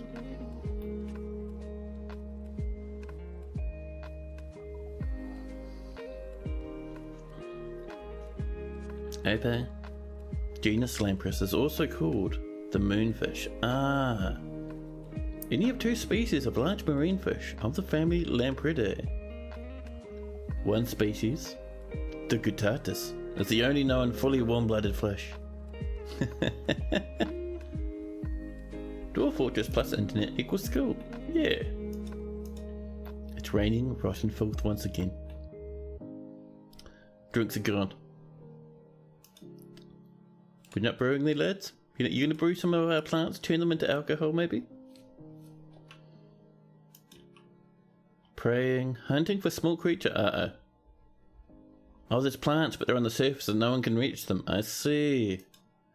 Oh dear, this fortress is right at the cusp of big sadness.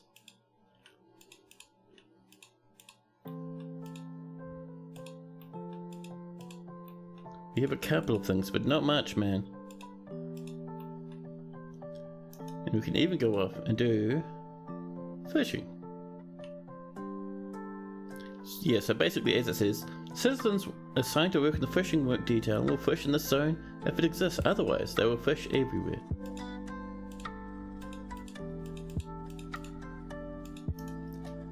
Yeah, because our dwarves took so long to get themselves sorted. It might be too late, this fortress might crumble. Although it's a grim reminder of the winter hardships to come. The supply caravan from the torches of echoing is a welcome sight. Their eyes are alight with the anticipation of inspecting the splendid products of your industrious craft dwarves. Take careful stock of your own stores. What these merchants offer might very well be the difference between a prosperous future and a slow and meaningless death. Okay, let's move up what we have. What we have won't be much. Let's see, we have some gems. They'll be going for a wee bit. And that's about it. That's all I'm comfortable with trading. The liaison has arrived. Let's pop our alert. Oh, no, that's right. We deleted all our barrows. That's fine. So our goal for our new barrow is for it to be just a sort of general area.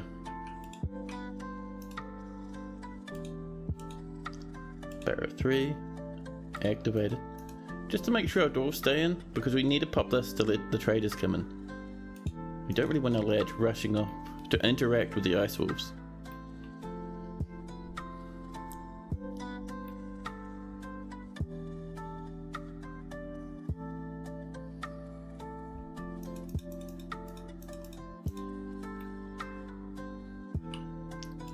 We still have ice wolves wandering about.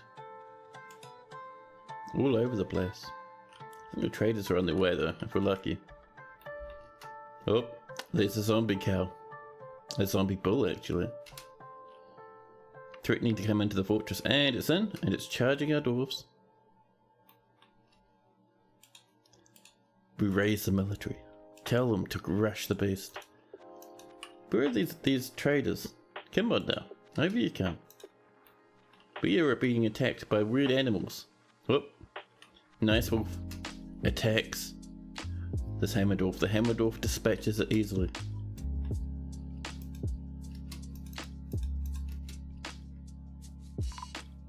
Oh.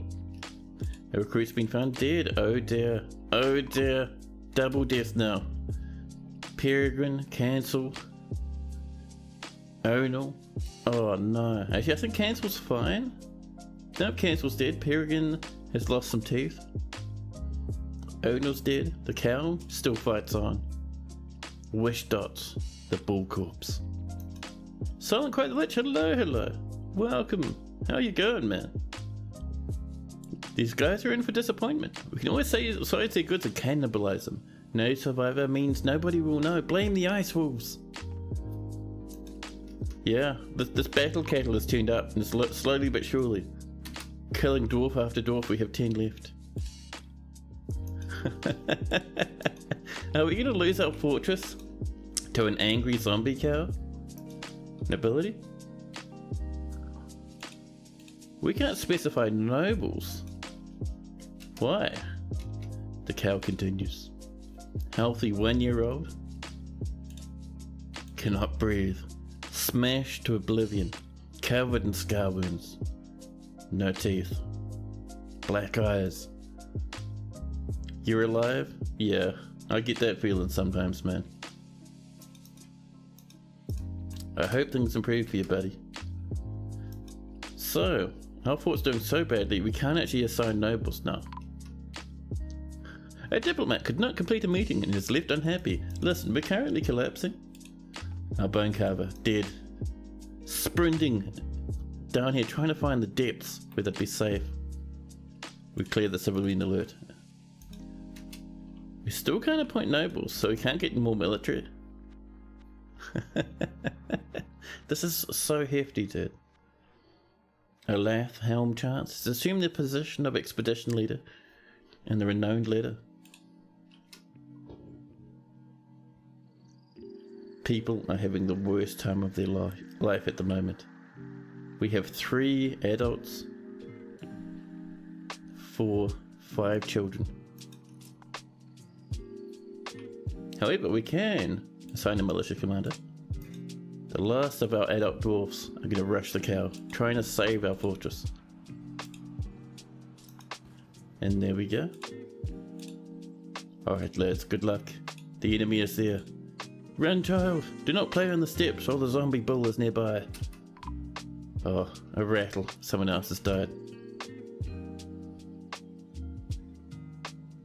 There we go. We've locked in fighting with the cow now. The last of the military. Cancel TV rises up off the floor, stumbling and groaning. Mangled beyond recognition. His lower front teeth are gone.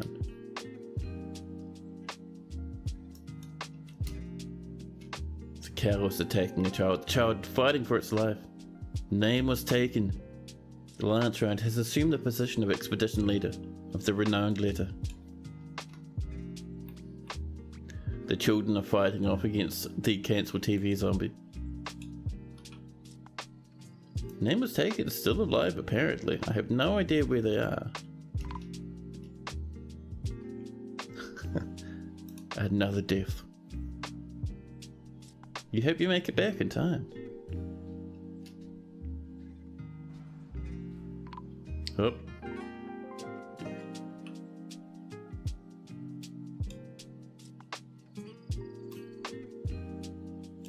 Oh. Our expedition leaders actually locked out of the fortress. That's the only reason why they're still alive. Where are you in relation to the fortress actually? Let's have a look. Yeah, so go for trash. Your dwarf died a long time ago, and name was taken has taken up the mantle of expedition leader. Go for trash is right there. dead and missing. He's the guy outside the wall. I know, we need him inside the wall. The problem is let's actually have a look. Do you have any pick? Nope. You have a splatter on your elbow, but no pick. No way to chop trees. Nothing to eat.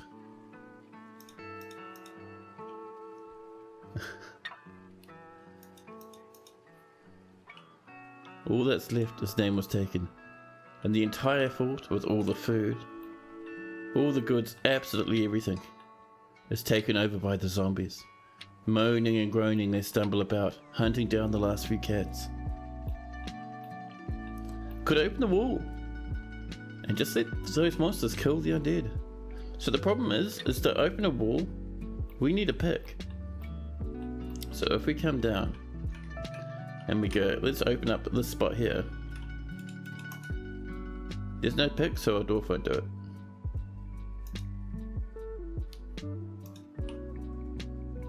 Look at the side, very angry. Oh, this is our fisher dwarf. That's why we couldn't get anyone fishing. I see.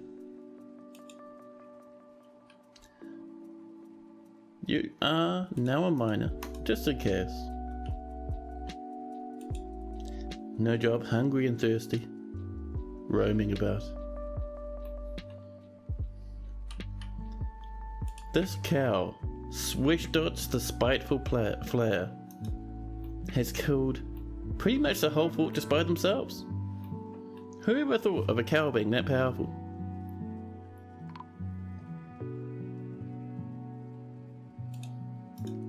There's one less dwarven child. Cats and ducks are fighting against the corpses.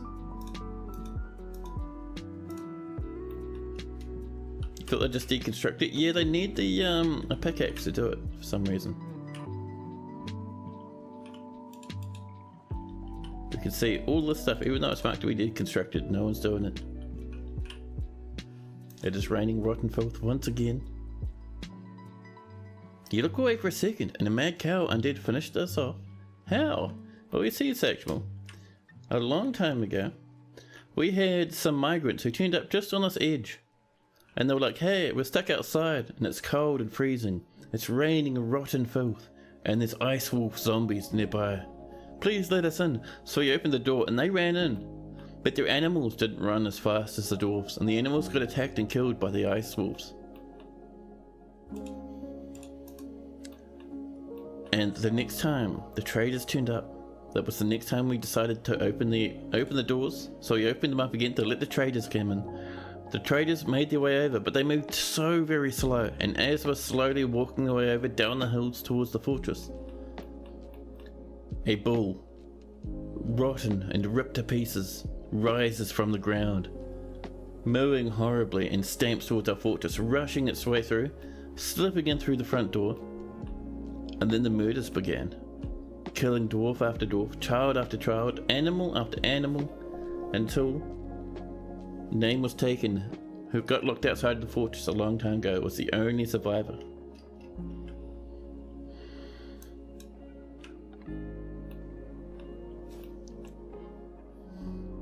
Now we do have a zombie down here for some reason. Doran. How do you get down here, Doran?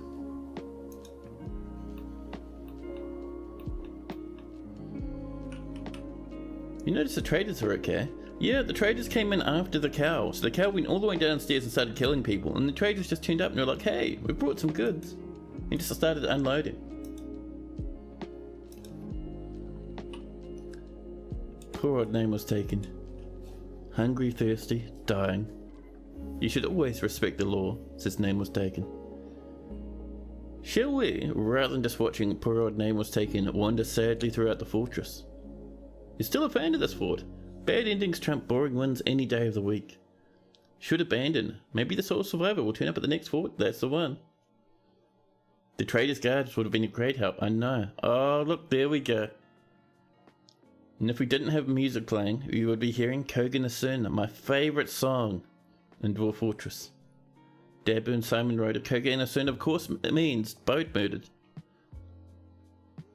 And it's the song that plays when your fortress dies. We have withered and crumbled. Yeah, I was hoping the traders would come up in time to help us, but no. I don't remember the name of this world. It'll probably be the world with the biggest number. So we save and save, and let's see. Where should we embark this time? We did an evil biome, and that was pretty hilarious. But where should we end up? It could be region 50, the internal dimensions, early spring. No, it won't be us for early spring. We were autumn of 100. What about a beach fort? Yeah, we can do a beach fort. Good, cool. Try the same biome again, but an airlock style entry. I think I like Peregrine's idea. That sounds pretty good. Or a joyous mix biome. Invoke Murders was one of the SA LP, if you recall correctly. Yes, it was the big one, the fanciest and most famous one. If you haven't read Boat Murdered, go off and search it. It is fantastic. So, we're looking around because somewhere in this list we'll find a 100-year-old fort that is in early autumn. 109, not quite what we want. 104, too much. Early spring, late autumn. But the world is too old. Mid-autumn? Region 55, the distant planet. Let's have a look at this one. This might be us. Set up a tavern on the beach. Tiki bar. Yeah. You think you'll try looking for coconuts in your next fort? Our last fort had coconuts. They're pretty sweet lads. Let's pop into fortress mode.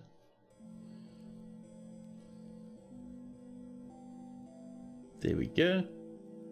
Skip that tutorial. And is this the same place? It is. Down here. See that big smear on the ground? That's Tiredwhips, the collapsed fortress. So, where shall we embark? Somewhere with a nice wee beach. Oh, is that a good... That's Joyous Wilds Ocean? A temperate ocean. With normal... Actually, no, that's Untamed Wilds around the edge. A little bit of Joyous Wilds in there. Joyous Wilds Beach. Terrifying and amazing. What else do we have? Up near these lads.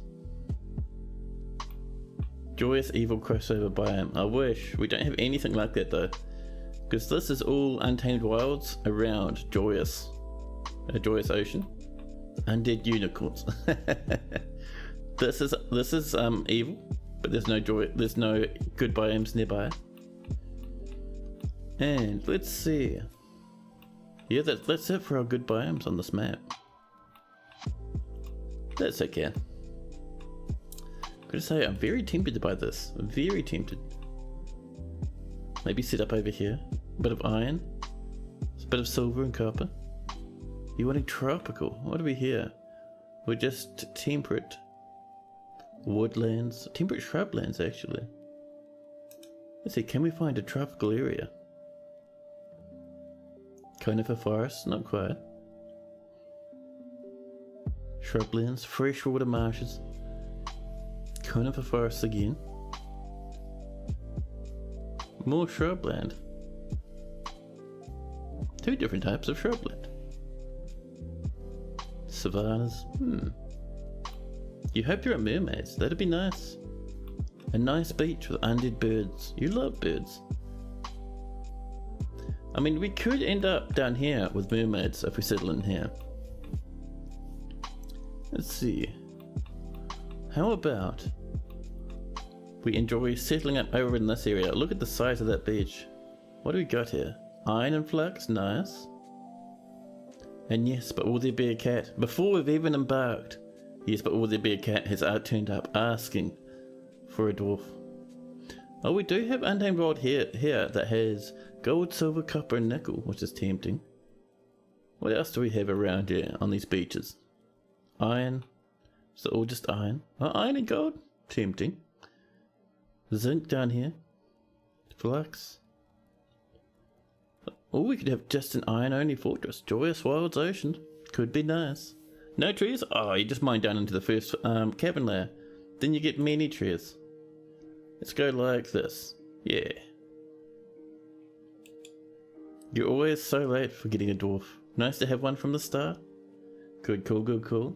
Let's set this up a bit wider, shall we? Bit of a 5x5. And you'll say, just like this. Seems nice. Cannot embark entirely in water or up mountains. We are not entirely in water. Really? Does that beach count as water? Mate. Heartbreaking. Alright, we'll go like this. There we are. You have selected a large area. Choose a small area if you experience lag. You have selected an area with salt water.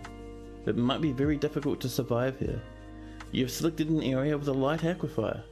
You might have to pump away the aquifer. You have selected a savage area. The wildlife may be very dangerous here.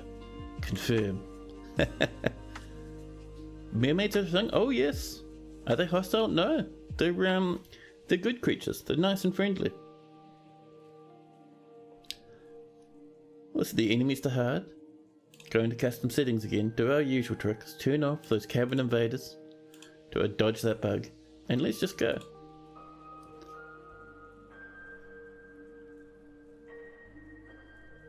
And sentient reckons there's a tile with flux nearby. Oh, nice. I mean, we can just get away with iron. Iron's still really nice to use. When it comes to mermaids, dwarves are the villains around here. Yeah, so a long time ago, someone in the Bay 12 forums found out that mermaids, their bones are worth lots and lots of dwarf bucks. And from that, a whole bunch of people in the forums came up with this horrific death camp idea of breeding and murdering all sorts of mermaids for their bones. Toady turned up and saw this, and it was pretty yuck thing going on, to be honest. And once he saw this, he did two things. First off, I think mermaid bones are worth almost nothing now, and dwarves no longer like butchering sentient creatures. But here we go. You specifically wanted a dwarf versus mermaid war, because that's peak absurd. That'd be cool, right? Dwarves warring against mermaids. You have arrived. After a journey from the mountain homes into the forbidding wilderness beyond, your harsh track has finally ended. Your party of 7 is to make an outpost for the glory of all Loloc Lemul. There are almost no supplies left, but with stout labour comes sustenance. Whether by bolt, plough or hook, provide for your dwarves. You are expecting a supply caravan just before winter entombs you.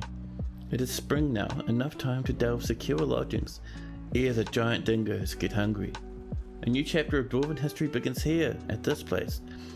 Etes Morul, contained page. Strike the earth. Fantastic. Dwarf bucks? Yeah man, it's the official dwarven currency, dwarf bucks. So, let's have a look see. So we got a lot of wet, red sand. A lot of trees. Which is good. We have some plants growing around the place. Oh, blueberries, nice. Lots of sand so we can get to clear glass. And lots of ocean. Look at that amount of ocean. I actually thought the beach would continue up this way, but apparently not. But that's okay. Man, there's a lot of sand up here. And shale. Grey chalcedonians. So this being very savage, we will get giant creatures turning up. Can we see the Yasky waves? Of course. If you guys haven't seen the Yasky waves, this is awesome thing. This is something that's going to be re-added to the the graphical version. It's just, the art isn't done yet, is my understanding. Toadie's brought it up a few times, but if we go into settings and turn on ASCII mode, and if we look along the speech, I'll unpause it. Let's have a nosy. Where's our waves coming in? Here we go. Here, look at this wave front coming in, splashing up against the shore. There we go. Big plumes of mist coming up from the waves. And over here, all these splashes. It's gonna look good, man. Once this is ported over, I'm gonna be so excited. So excited, rather. It's cool. Yeah, it's awesome, right? It's fantastic. There's driftwood. Oh yeah, there's driftwood. And even though you can't see these waves, you will see like items get pushed around on the beach, and that's because the waves are hitting them. But yes, will there be a cat? What sort of dwarf are you feeling? Huge plumes of mist blasting up from these invisible waves. So let's climb up to over here, and I'm thinking just this sort of area. Maybe here will be a good spot for our dwarves to start digging down. We'll drop down a wee bit, and we'll come by and like beautify the surface later on. For now, we need to get inside. And we are also, for the time being, turning off fishing. Let's see. Fisher dwarves? No one does fishing. If you fish in a savage area, the animals will become excited and start attacking you. We have some ravens. Nothing in the ocean yet, and the ravens are going home. Bottom dwarf in the list. Kavish, the expedition leader. Kavish's new name is Yes. But will there be a cat? A nice oceanfront property? Oh man, yeah. We can get some nice little huts and stuff built up along the edge there. Yeah, dude, you scored the leader. 74 years old, healthy. Trade is the lifeblood of a thriving society, cries Cat. And let's see. You're worshipping Anris. You have many friends and kindred spirits amongst these 7 starting dwarves. It took me so long to realize that the fact that we have 7 dwarves is just a direct reference to Snow White. Silly, but I love it. Anyway, let's have a look at this dwarfy, huh? So, Cat has a sharp intellect and a good feel for social relationships, but an iffy sense for music and meager creativity. He's always tense and jittery, extremely confident of himself, especially in situations requiring his skill.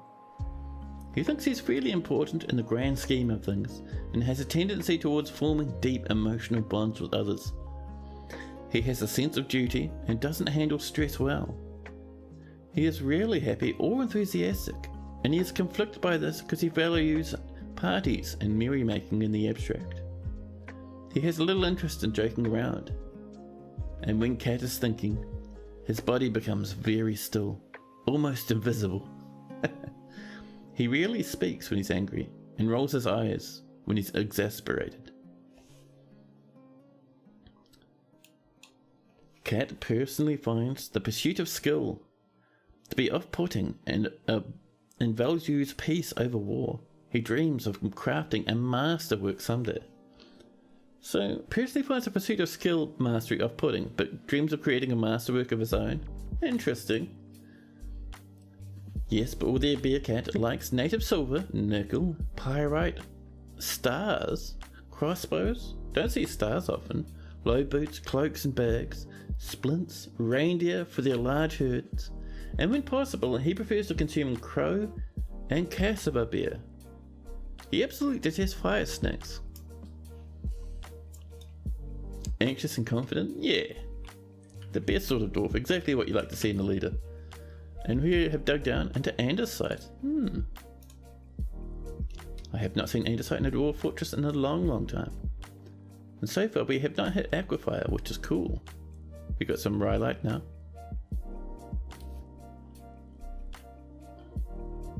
And some cinnabar. Tasty. I think the cinnabar is quite poisonous, isn't it?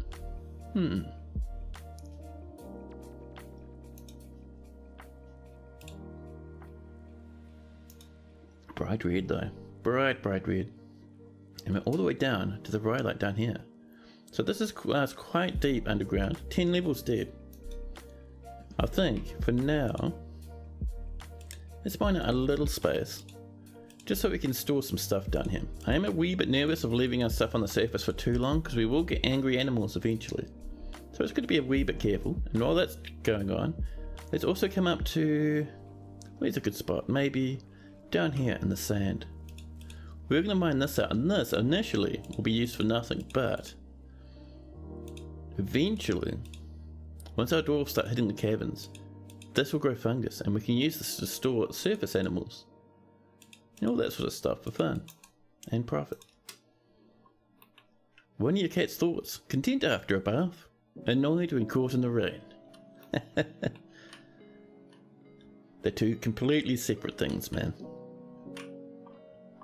Alright, our miners are mining. Let's make sure this other lad is helping out with the mining as well.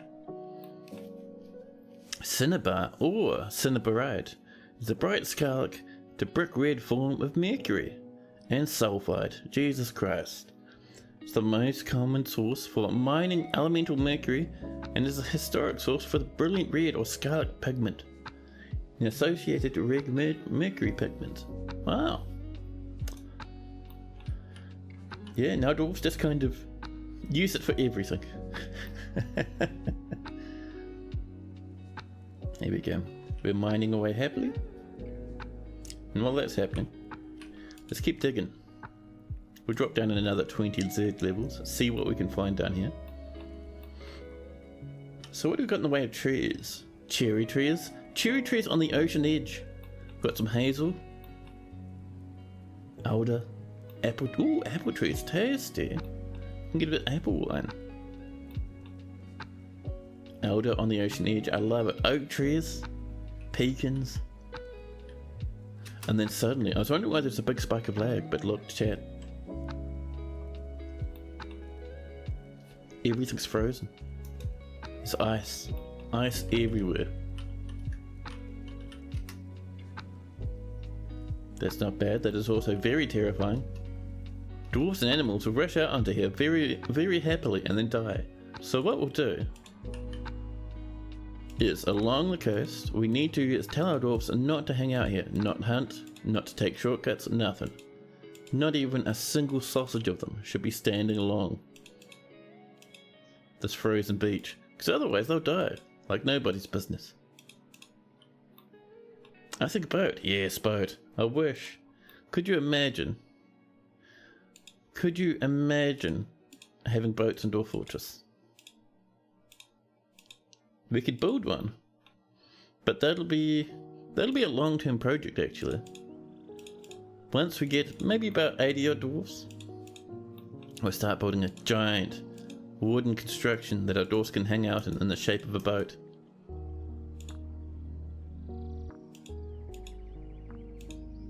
There we go.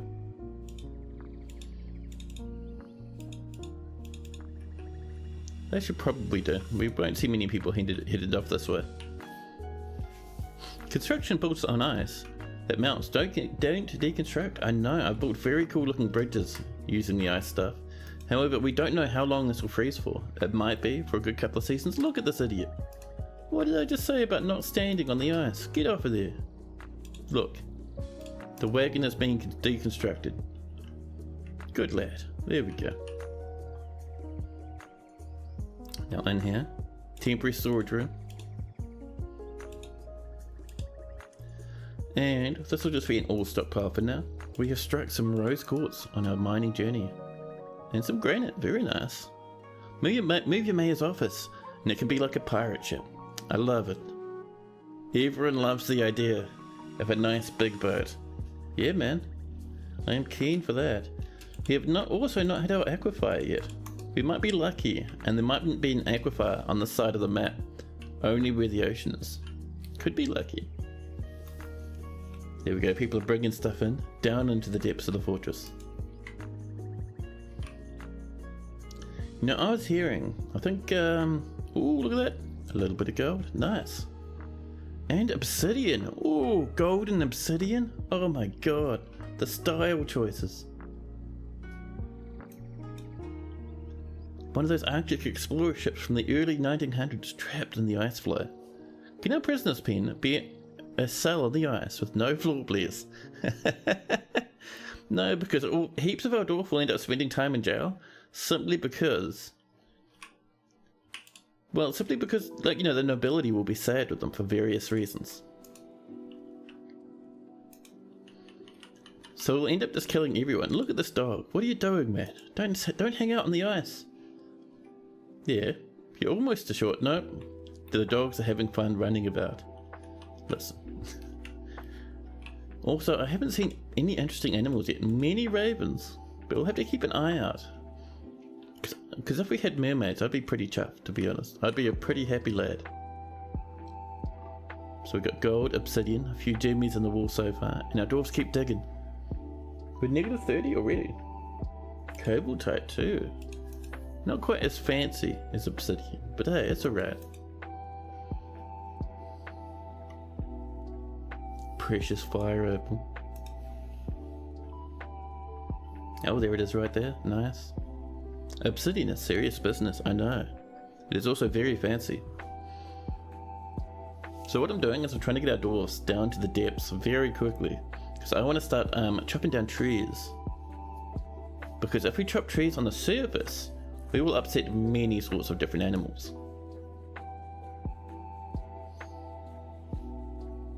Isn't Cobaltite Diamond's location? Really? As I suddenly scroll up looking for the Cobaltite, you reckon there might be diamond in there? Is that only in real life, or is that in Dwarf Fortress too? Orthoclay is wonderful. Nice little orange sort of a colour once you build it into furniture. You're not sure? We've hit some mica. And we still haven't hit the caverns. Maybe the caverns are very deep, or maybe we've just missed them. Now bring this all the way down to negative 100, just to be doubly sure. Leaves falling from the trees. We're in late autumn. I don't think the dwarves will come trading with us at the moment. We should have time. But there's nothing wrong with us getting a trade depot going. There we go. We'll just blop it there for now. We'll shift it to somewhere else nicer later. And let's get down to the very deepest part so far. That is not the deepest part. Come on, game, that's terrible. Down you go. There we are. Oh, quartzite, pink stone. Indoor Fortress diamonds are in Gabbro. Ah, there's a good tip. Thank you, Jitterbug. Oh, it's kimberlite you're thinking of. Ah.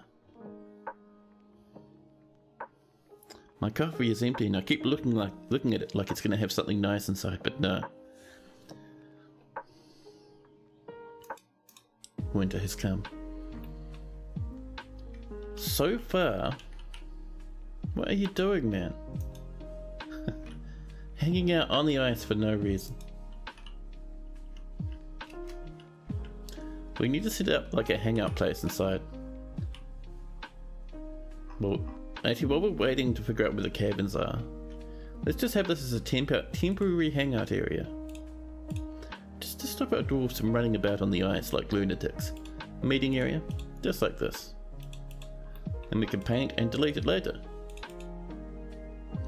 Except, there we are, nice and easy. Yes, but will the bear cat cries for more. Buddy, we've got hours left yet.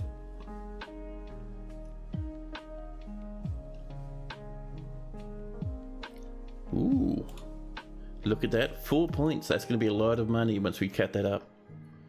And I'm just having a look down here, just making sure we're not hitting any aquifers. We haven't yet. You're working from home to watch again. Oh, nice.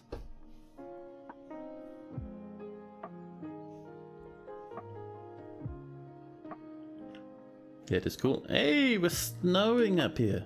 And cows are dancing across the ice. The same with rabbits. When that defrosts, man. When that defrosts, oh my goodness. Could you imagine? I'm still so surprised we haven't hit cabins yet. Like, we're bringing that all the way down to Z level negative 100. Some dwarfs are hanging out here. Wonder where the others are. So we got, let's see, 1, 2, 3, 4, 5. And I think the other two are off mining, so we should be fine actually. Yeah. We're currently at level negative 79. We've missed every cavern. We're almost going to hit the magma soon. Yeah, I'm thinking that's what's happened. I think we've missed the caverns. Which, to be honest, isn't too much of a bad thing. There we go. People are mining.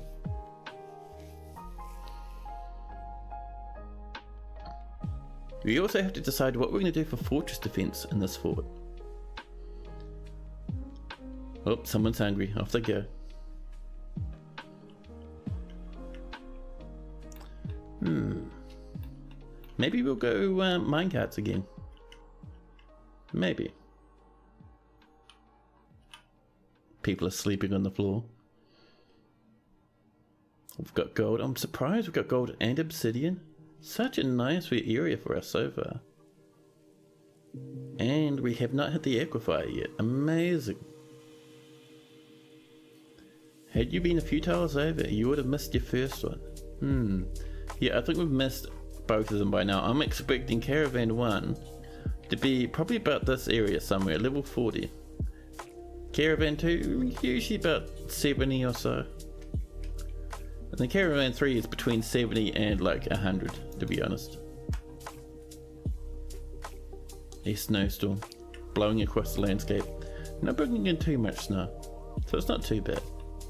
Cats running outside, suddenly changing their mind and coming inside again. We might set up, actually, while I'm thinking about it, a temporary pen just outside. Just to stop our various hungry animals from starving themselves to death standing about in our meeting area, because they'll do that. There we go. And in here, we'll pop in some animals. Our yaks, this rabbit, a cow. Bloody cows. Absolutely deleted our whole fortress the last time. But there we go, just to get them eating. I'm doing down this way.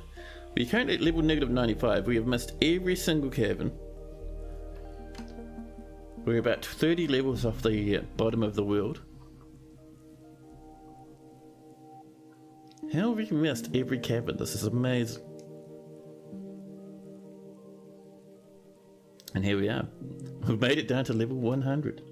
-100 actually. We'll drop down another 10 just to see what we get.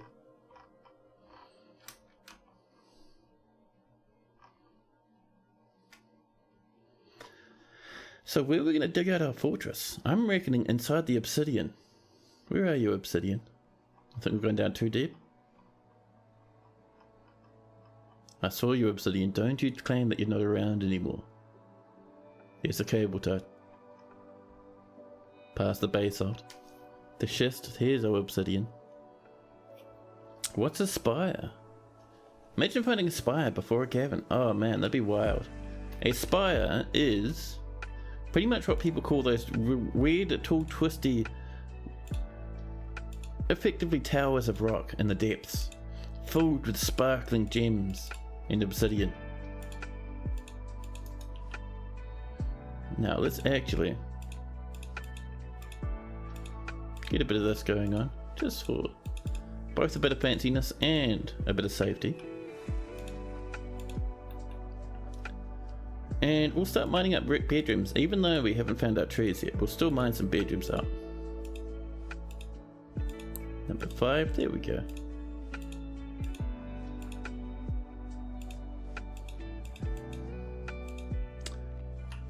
There we are. Let's bring that on over.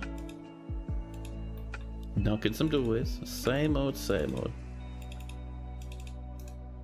This 5 will do for now.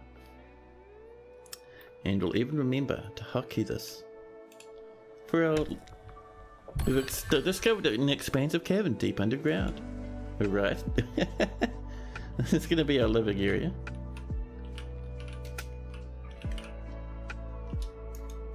Now let's go have a look at this cavern, and what layer is it on? -103, we find cavern layer number 2. It's very flat in here. Look at this, perfect for farming actually. Where did we breach? Oh, right here.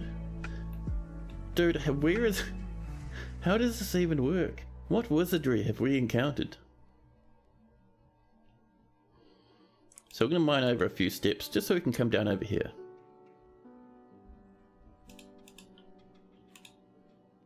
There we go. Yeah. Then we can mine across over this way and make our way up here.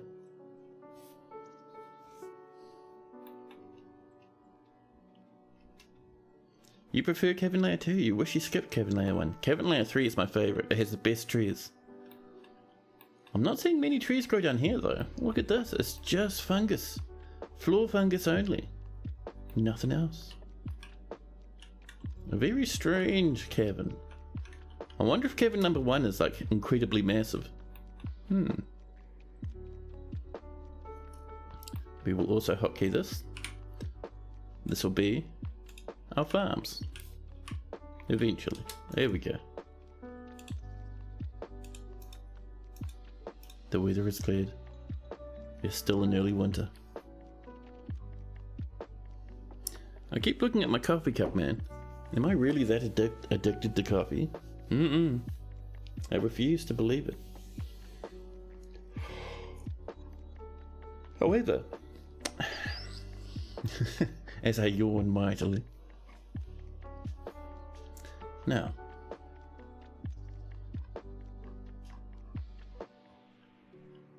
I'm so surprised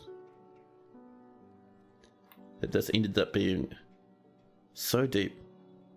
We've struck some more in. Nice. So this cavern still exists here. Goes down to 108 at the depth, at the deepest part of cavern 2. How very strange.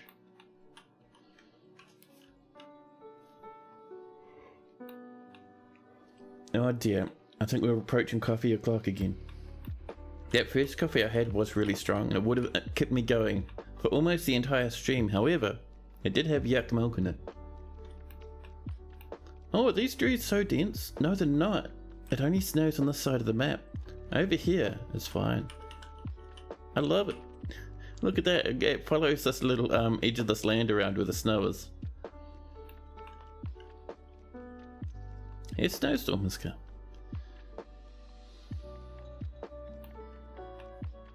We'll mine this out a wee bit further up the top here as well. There we go. Our dwarfs are working hard. And it is time for me to go for another coffee. 3 coffees in 2 hours. Ruh. However, I'll pop you guys back into BRB mode so you can enjoy a little bit of music uninterrupted, and I'll be back with you fairly shortly.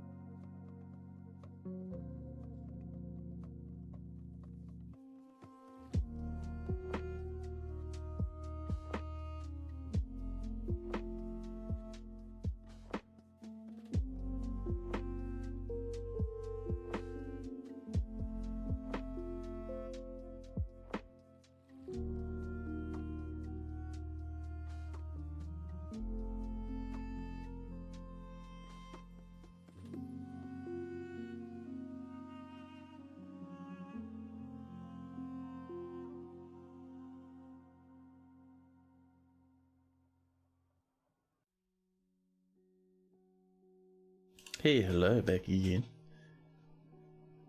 Oh, just as the song ended. Oh, I forgot to pause. Whoops, that's dramatic. We have struck clear diamond, however, which is nice. That was lucky.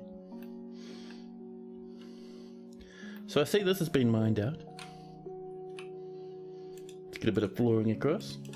Just temporary stuff for the moment, you know. And then we'll start sealing this up, and we'll have ourselves a nice patch of cavern just for us. We have some swans out and about. Look at these lads, massive, humongous. We definitely need to get cages going. If the swans ever land, it would be nice to catch them.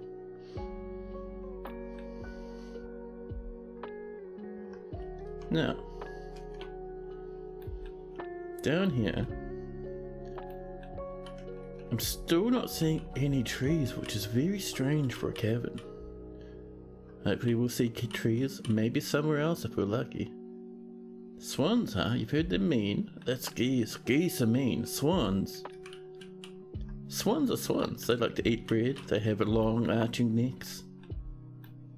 And all in all, they're pretty much just pretty calm birds like ducks. They'll just chill out. Take it easy, floating about on a pond. Not overly aggressive. Have a bit of water down there, but I'm not seeing any trees. How bizarre. Alright, well let's start. 1Z level high, I love it. Let's start sealing ourselves in here, huh? Bring that across. All the way across to there. We will slop in a little bit of that. A bit of that. And we can keep bringing this over. Something like that actually would be pretty good.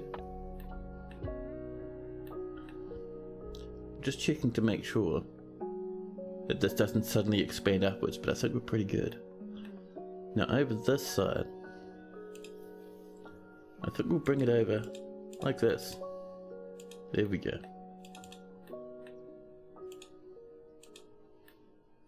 And we could push up that way, but I think even this little area here we've got is going to be plenty enough for hundreds and hundreds of dwarves. So we'll finish sealing this up. There we go.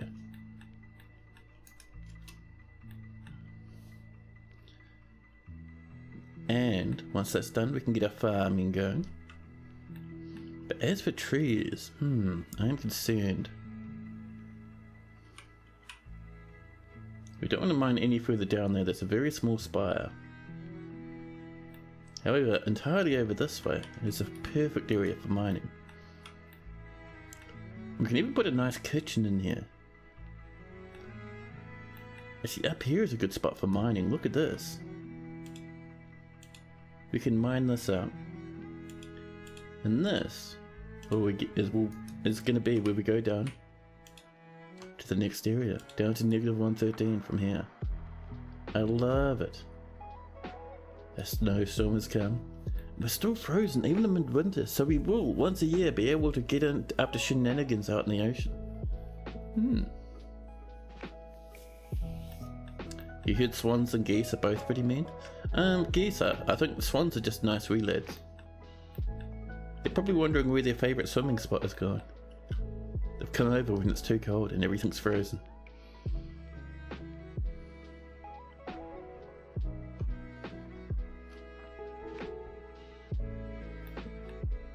We can and probably should clean up the rest of this. Oh, there we go.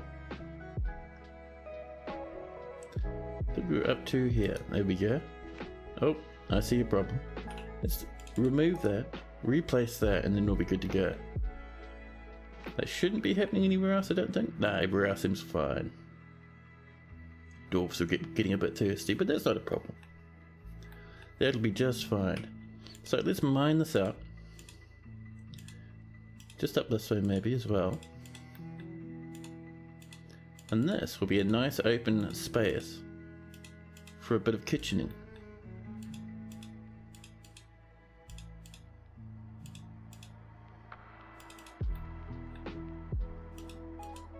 There we go, we're just kind of breaking up those regular shapes over there. There we are.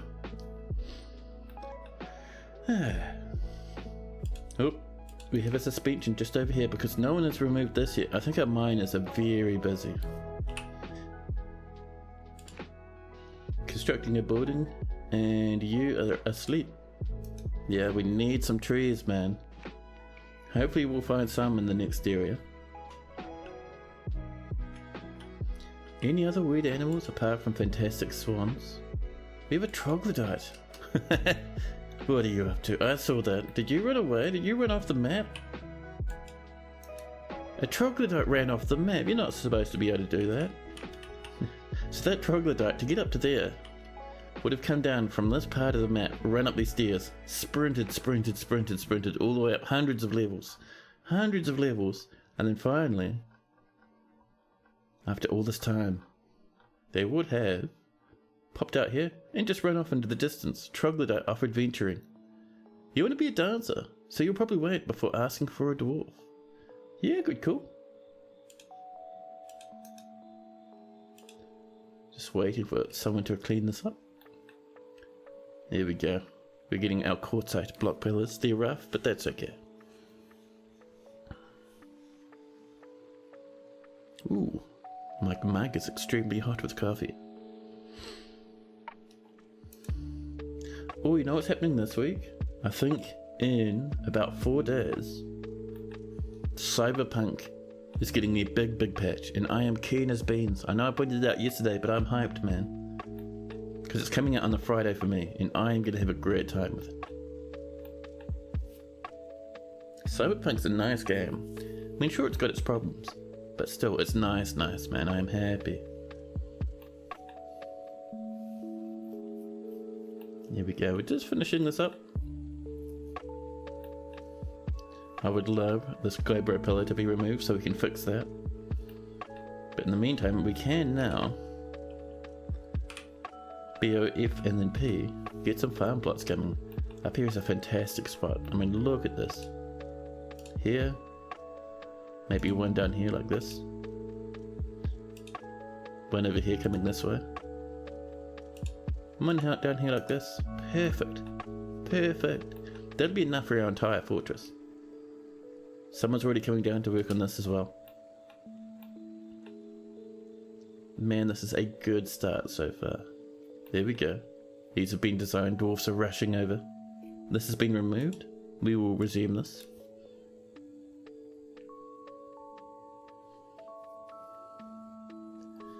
Oh man, late winter. We're going to see some defrosting soon. Here we go, this is coming along. So let's get some planting. Plant helmets it is. We will add dimple cups eventually, but we only really use that for dyeing, and there's no big rush there. Need plump helmet spawn. We should have mega tons of plump helmet spawn.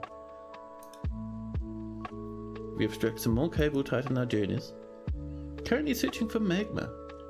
Don't want to rely on fueled furnaces. Yeah, I haven't made up my mind yet. I'll probably do the same. Use a bit of magma, especially seeing as chopping trees on the surface is dangerous. Although we will want lots of wood for sand in my fortress. Here we go. And here, we will wall this up. We're going to make a proper entrance to the cabins. Not through here though. Actually, we could do it through here. Trap all this up with cage traps. Have a single entrance. That'd be good. This comes down and hits here. Negative 113. Haven't hit the magma yet. Have not hit cabin 3 either. Wonder if cabin 3 will give us the trees we're desperate for. Let's go have a look. You can't do any beds until we get trees. Let's get ourselves just a stool over here. We will have a kitchen up there.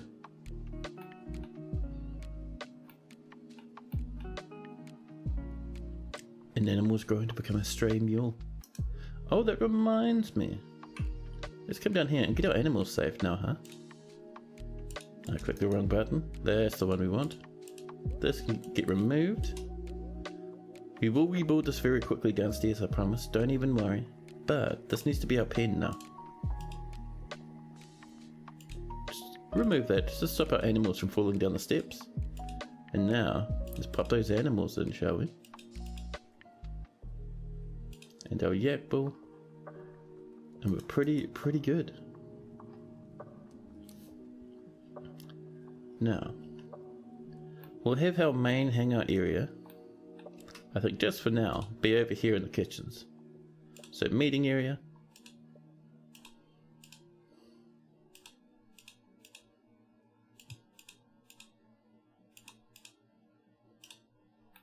There we go. We'll probably end up repainting this, but for now we can come in, turn this into a guild hall. Come down and we'll find our cooks. Where's our cookers guild hall? There we go. And we'll say everyone, citizens and long-term residents, can hang out here. The fruity onion. Shit, yes, that's amazing. So now people will come down here to hang out instead of running about on the ocean. Still so surprised that this has gotten all the way down to here. So far only one cavern. No magma, nothing. There we go. Oop, there's our kitchen spot up there. One kitchen, please. And then around that, we can create just a pretty basic beginner's area of food storage. So, food, there we go. Perfect. You have discovered an expansive cavern deep underground, and an unusual volcanic wall, studded with gems, and another cavern deep underground. Interesting.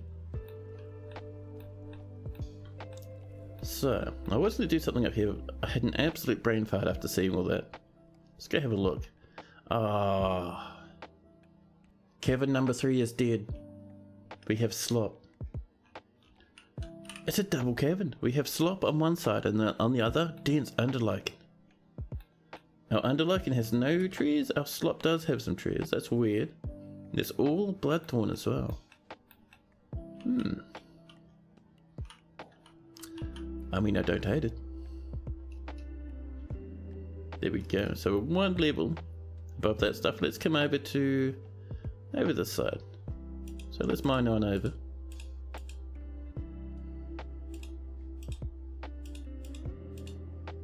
Perfect. And jump down 10 levels. See where that gets us. We could also remove this now. There we go.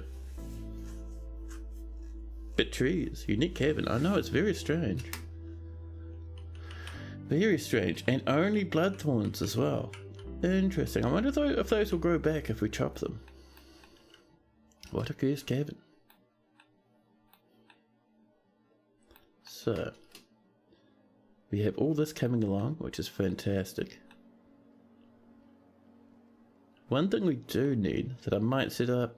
Where are we going to set it up? Maybe up here? Yeah. Let's get our jeweler's workshop coming, huh? We'll bop it there for now. And now we can start focusing on cutting out gems. Like these rose quartzes. Oh, and we're saving. We're hitting early spring. We'll be able to see what the ocean's up to. We'll be able to see who's standing on the ice, even though they weren't supposed to.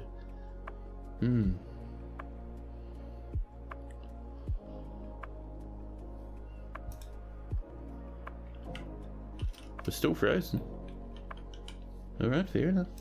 Spring has arrived. We're farming. Let's make sure these don't go to rot, left to lie about. Plum helmets everywhere. We will get into more fancier things as we get more dwarfs. And our stills come in.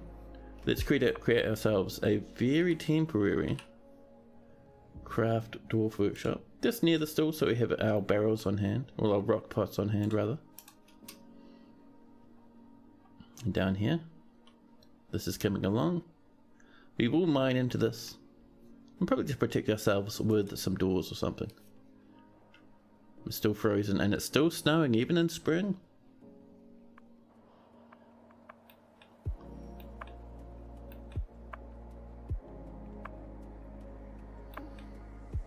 In fact, the snow is happening up here now. Are we snowing everywhere? We are. Both biomes are getting snow. We have an eagle flying high above the ground. We've hit warm stone at 119. Good stuff. Let's punch through, see if we can't hit that magma.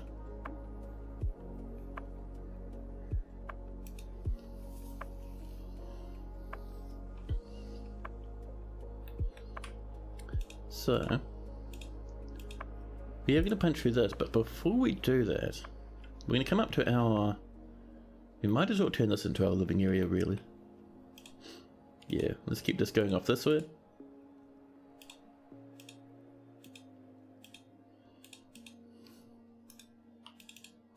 There we go. And over here, we'll start putting in some bedrooms. We need our first 7.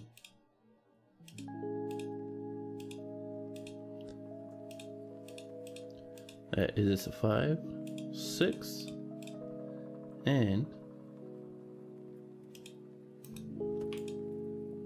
7. Now we'll mine around the edge of these. I know we did carve out those rooms upstairs, but meh. I'm feeling like another cabin fort. Sure, we'll get heaps of forgotten beasts, but that's half the fun, right? We can always trap those lads if need be.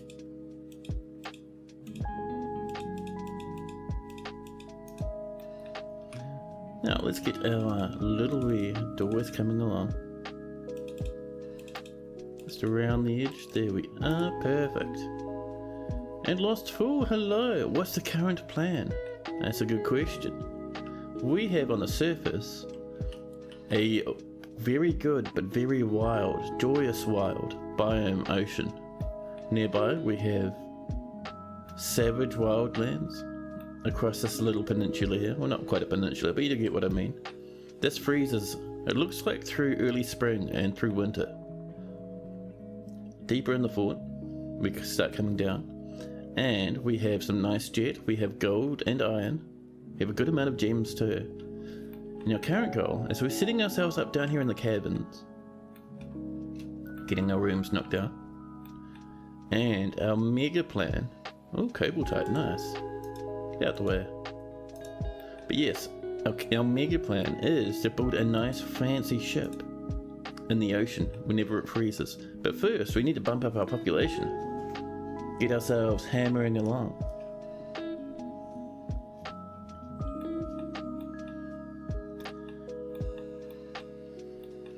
There we go, people are hanging out, socializing in the kitchens.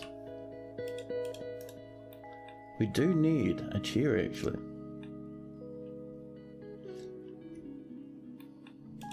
And this is running around as well, cool. I'm going to pop in a stoneworkers and then I'm going to do it up here because I'd also get mostly this obsidian. Yeah. What do you say you were building the ice? You and your device are fighting about whether you can watch. Ah.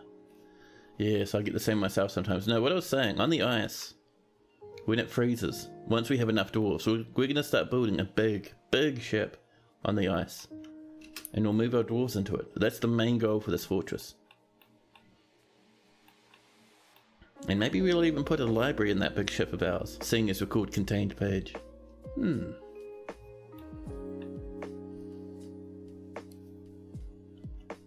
know we can use these for rooms for our offices. Dwarf Boatress. It's a modern version of Boat Murdered. There you go, that's done now. Now the first thing we need, before we can do anything else, is our rock throne. We'll get that going. And once that's done, we can get our job orders coming in. Did someone bring, is there like actual just mussels and oysters floating around down here? There are. They're just wriggling their way down the steps, clattering across the floor.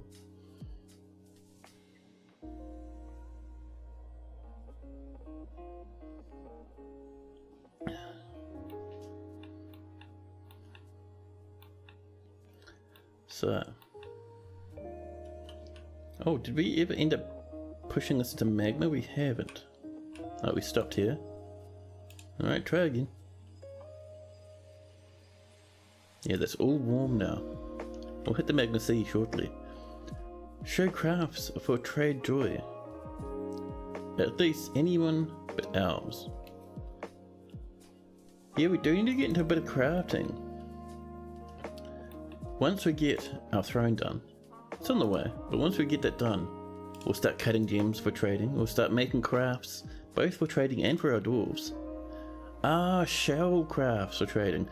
Good idea. However, the problem with shells is if we go fishing here, because this is a very savage area, if we go fishing we'll start angering the wildlife, and before we know it, giant aggravated creatures will come up and start attacking and sieging the fortress. It's something we can manage much later on. Once we get a very good military going, we can start attacking all sorts of weird wildlife coming to bully us. But for now, we're getting this going.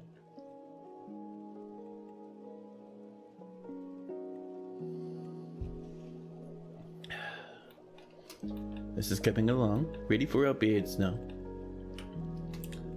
We're out of seeds for our plant pallets. We've discovered a great magma sea and another wall filled with and studded with gems. There we go, there's our magma sea. At -19, huh? Now.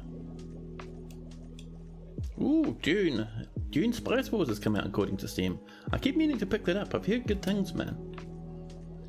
I do like a bit of the old strategy game from time to time.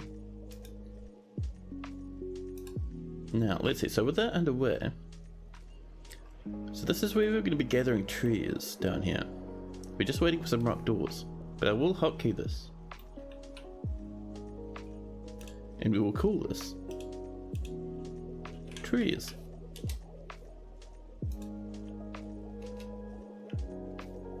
Doors work pretty good. Not to criticize, you do you. Oh yeah, I mean, 100%, if you look at the tags on this channel, backseating 100% allowed. So I will never get frustrated or cross with someone for dropping tips. They're very much welcome. Now is this done? We have a diorite throne. BFR, we'll pop our throne in over here. And this is our very first office. Oh. Oh, I know what happened. Let's paint that just for now. There we go. Our office, and then we can come in. These tutorials, man. And we can get ourselves a manager. Yes, but will there be a cat? Is now our manager. Mind if you ask some technical questions? Oh, 100%. You have an interest in starting a stream yourself. You're curious what I was using and what opinions I had. So, let's see. For starting a stream, make sure you have a decent microphone, not necessarily an expensive one, but just a good one. Audio is the most important thing for streaming, even above like a good webcam. Get yourself a microphone that sounds good when you talk into it. Other than that, you can just do yourself a bit of OBS. I use OBS, nice and free, does the job very well. And with that, you'll be good to go. There's heaps of people out there who don't use webcams, and they're doing it just fine. Like some of the most popular streamers, like Vinny, for example. Not a webcam lad. He's doing wonderful, so don't think you have to have a webcam. No matter what people say, webcams are just for fun thing. It seems to be that's what pointed at you the most.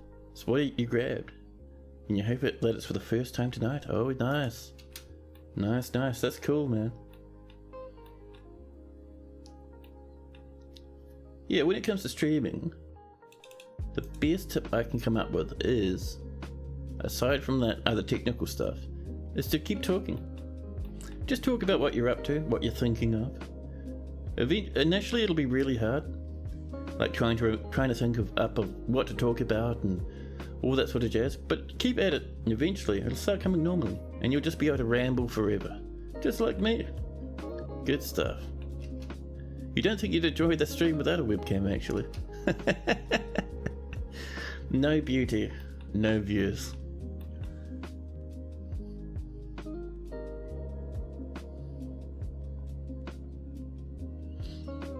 Your endless rambling is part of the reason for you being interested, actually. Oh, nice. Now, with that all underway, and our throwing pot in, and ourselves having a manager, let's begin with some rock pots. Let's begin with some brewing. Excuse me, very rude. There we go, from plants. And of course we need to get these to repeat. So we're going to say, if there's not many empties and there's less, we have 6 drinks. Ooh. Listen, it'll be fine. It'll be fine. We have heaps of plants. And that should be good for the initial thing. We'll add more as we go. Oh. Doors, by the way. We'll scroll down, find our rock doors. Wood, steel, silver, rock. There we go. You need an outlet who isn't family or friend. Fair enough. Oh yeah, we have 6 drinks, man. Right. All the work order, so tedious but so important. Oh, you end up getting, you get so used to them that you just blast through them. Mark 5.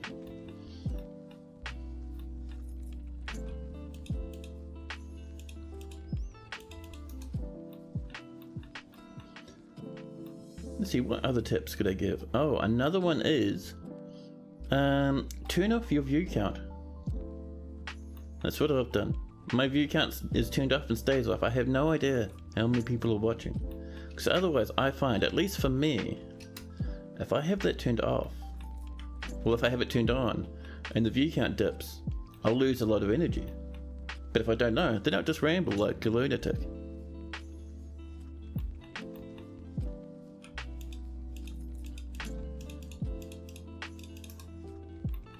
Do a bit of mining just for fun. You personally agree with that? Oh yeah, it comes in handy.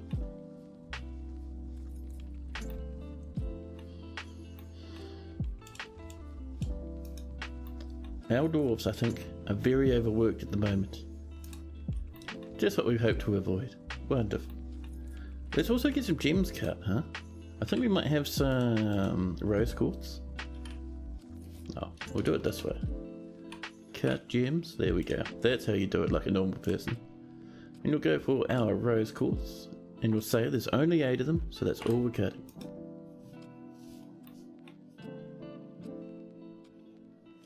The likes and posts on posts and whatnot aren't generally good for your head. It takes advantage of the reward system in your brain, and it's really actually bad, just like Facebook. Yes. 100%. You use Facebook, so that being said, yeah, I do this. I use Facebook. I haven't been on there in like 3 months though, so yeah.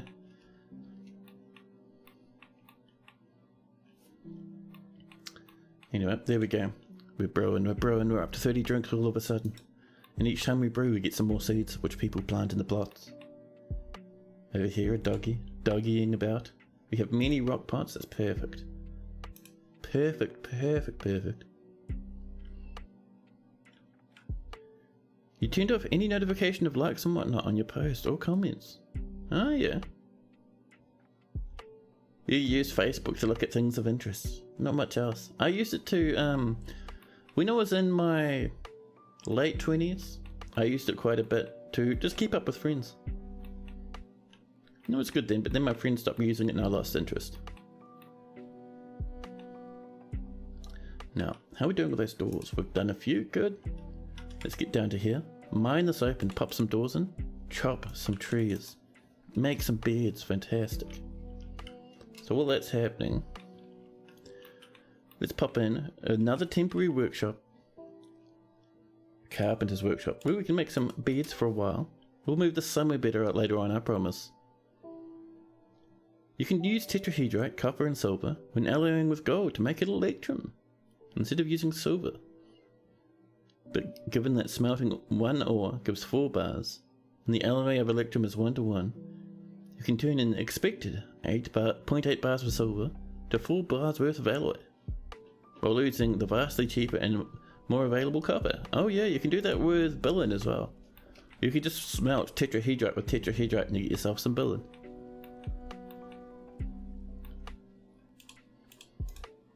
Although, I've got to admit, I don't often do electrum, I usually go for rose gold. I've ended up with gold in a lot of my fortresses recently. Oh, there's some jammies. Don't mind if I do, thanks.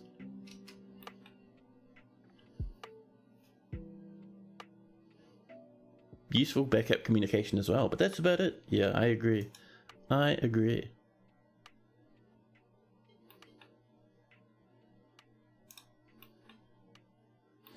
There we go. People are brewing. People are making drinks.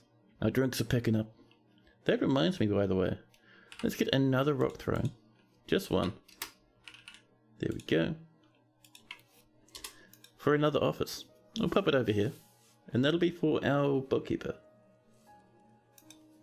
And our doors are complete. This has been popped open.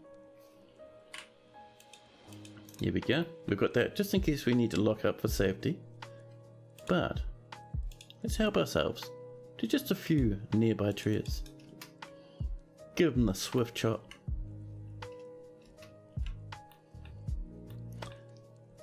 Our plump helmets are multiplying. You need more monitors. I have 2. I have one that is very old. It's very low res. It used to be pretty decent res back in the day, but I've had it forever. And I have another one, which I bought for myself. It's just a treat. My other one is an ultra wide. And it is fantastic.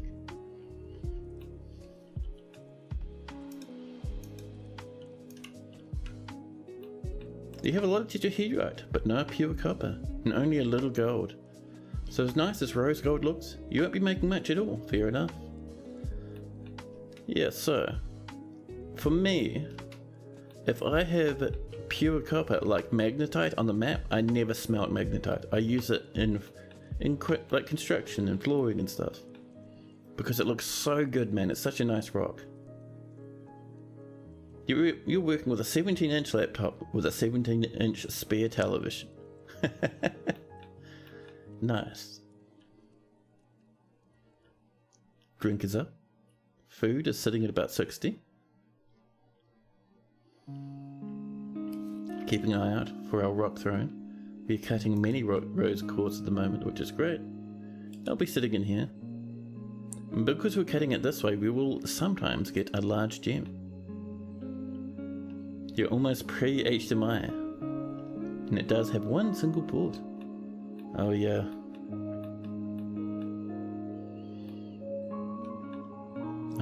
I'm seeing this lad. It's finally been worked out. Now these haven't been cut yet. We do have a woodcutter over here. They're very busy though. We're going to ask for some beds. Oop. Bed. And we'll get that repeating. Oh, another big tip about streaming, for those that are interested. Kind of go in expecting that for the first, effectively the first year or so, you'll be streaming to maximum 2 people. I was streaming to nobody but myself for the first, I think maybe 2 or 3 months, before people started turning up. And that was really lucky. So be prepared to stream to no one for a long time. It's just part of Twitch, it's completely normal.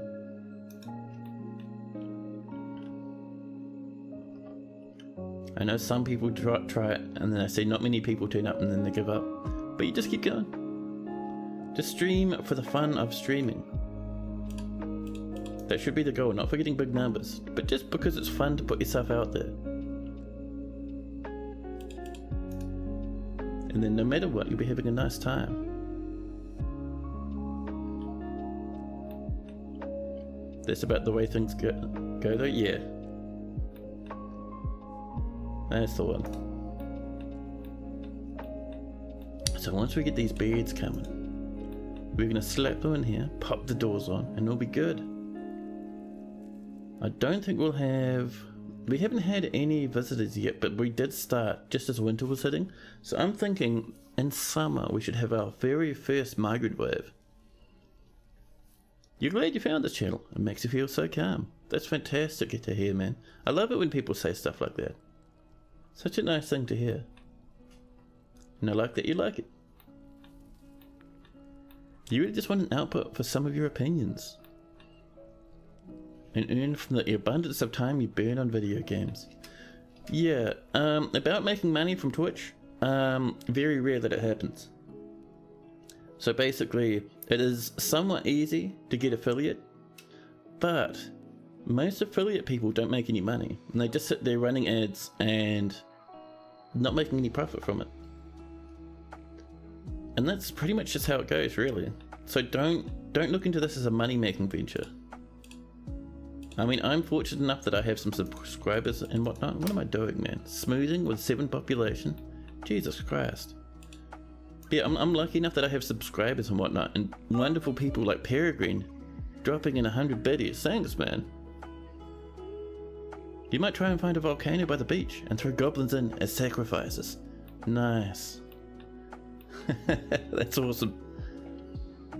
Are you not planning on making money? It's just like you like the idea of the potential. Yeah, fair enough.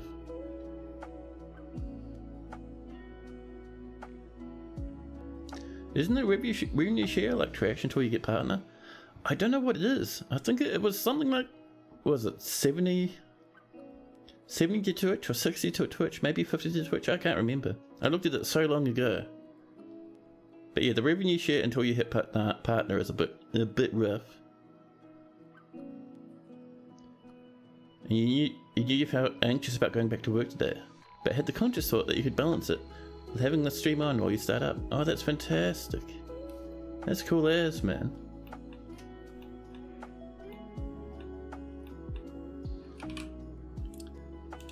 Yeah, work can be a wee bit difficult to head off to sometimes. I definitely get you there. I do have some mornings where it's just like, oh my god. So it's nice that, you know, you can kind of offset that a wee bit. That's awesome. This is the second time you've ever watched a stream, and you're thinking about doing it for a long time, but you never found the interest. The closest you've had is watching reruns on YouTube. You know, I did the same thing for ages. Never bothered with Twitch for a long time. And I just watched VODs that people uploaded to YouTube. I think I slowly got into it, especially during lockdowns. And even, actually a wee bit before that. Let's see, who was the person I was really into? I know I watched, let's see, Vinny Vinehorse and Varg Skeletor for a long time.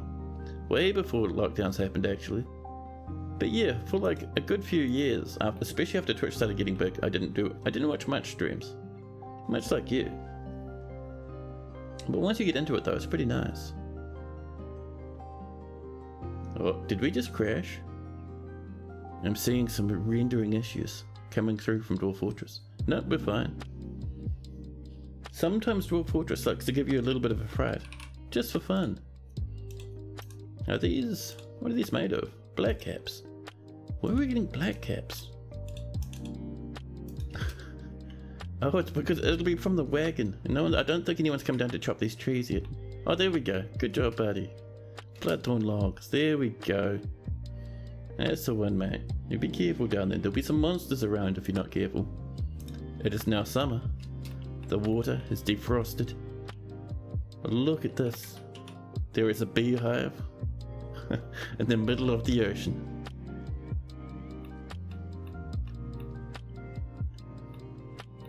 What's this track called? I don't know. I don't actually have the track ticker because I stream it straight from Lofi Girl's YouTube.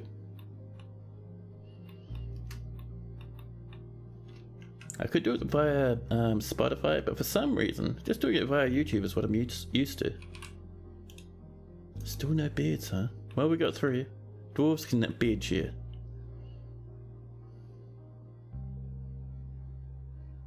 Salted sea honey, our top new export. Oh man.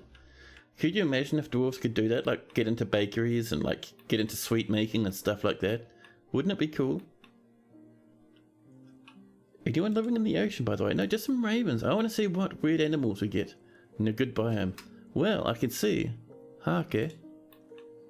What else do we have? Who else is splashing about in the water? A sole. I think soles are somewhat related to flounder, aren't they? Who's else? What if we zoom out a bit? I have zoomed out way out. I want to have a look. Is there some interesting animals? I think most of the animals in here will count as like little mini creatures, not proper animals, so they won't turn up on the animal list. I think mermaids will, but I don't think the rest will. I'm not seeing much in here.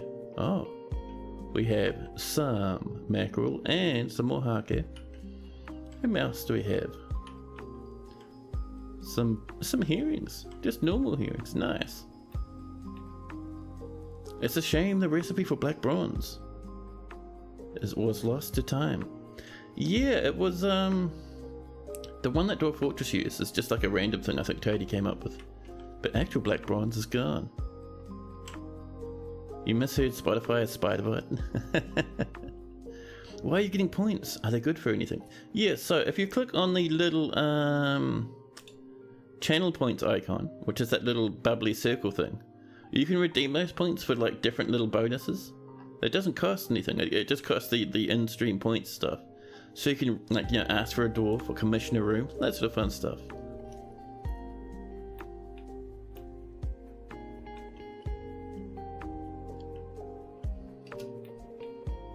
Everything is points and coins these days. Yeah. For better or for worse, I suppose. The old mobile market having a pretty disgusting impact on pretty much everything around us. Already the bloodthorns are coming back. So it looks like we are regrowing trees, which is great.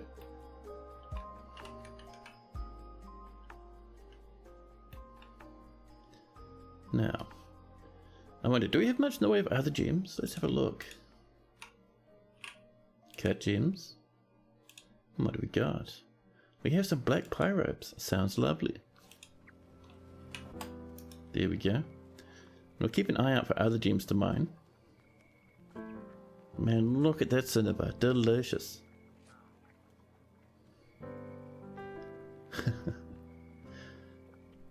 It's an extreme cheap. Something you appreciate free. Yeah, I get that. A cheap mule. I love it. You can swear. There is no chat filter.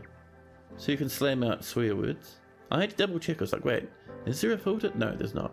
I remember this because every now and again, good old Mr. Silent Cry the Lich, who everyone knows and loves, will come through and drop a few choice words. Just for fun. You're gonna change one of the name of the mules in your foot to Cheap Pete? I love it. You hesitated. Your language tends to be unrelated. Oh, we can get away with a wee bit of swearing. It's all good.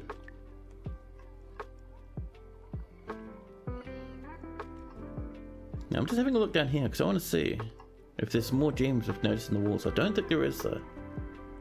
The weather has cleared. Oh, what's this? Oh, some rash flowers. Oh yeah, look at that. Nice flowers sprouting. You know, actually I think these are new sprites. I have noticed more recently that the surface is more and more noisy and filled with stuff than it used to be. Because look, we're seeing flowers now. These rush flowers I think are new. That's actually pretty good. I wonder how new those are. Maybe that did just come in with more recent patch. Flowers. In your personal opinion, there's actually no such thing as a bad word. Words are only tools. You use the tool to build a house, or to kill a bed. It's the will of the user. Yeah. But in saying that, words still only being words, still do have an effect on the person hearing them, whether you intend them to or not. So, in polite company, and being generally a nicer person, Sometimes it's nice to be aware of when the words are and aren't appropriate. But yeah, I get what you mean about swear words though.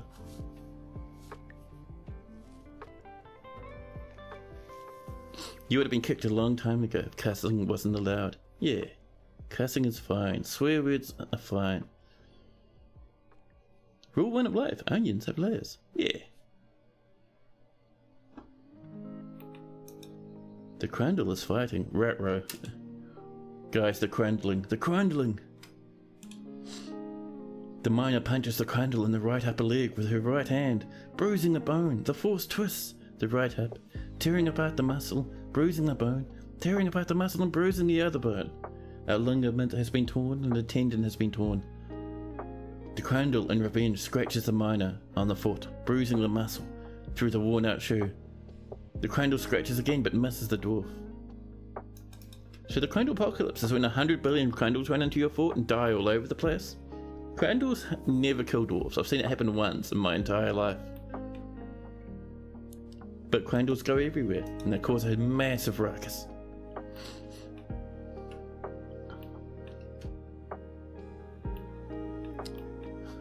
All three have life. Dwarf Fortress is like an onion. Both have layers.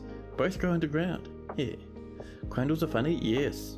To the point where Crandalls are so ridiculous that a well-known Dwarf Fortress streamer has actually come up with a mod about playing as Crandalls called the Crandallkin mod. I haven't tried it yet. I keep meaning to. Oh, let's get these popped down as bedrooms, huh? Set that back to multi. And there we go. And our first wave of migrants has come into the fortress, bringing us up to population 11.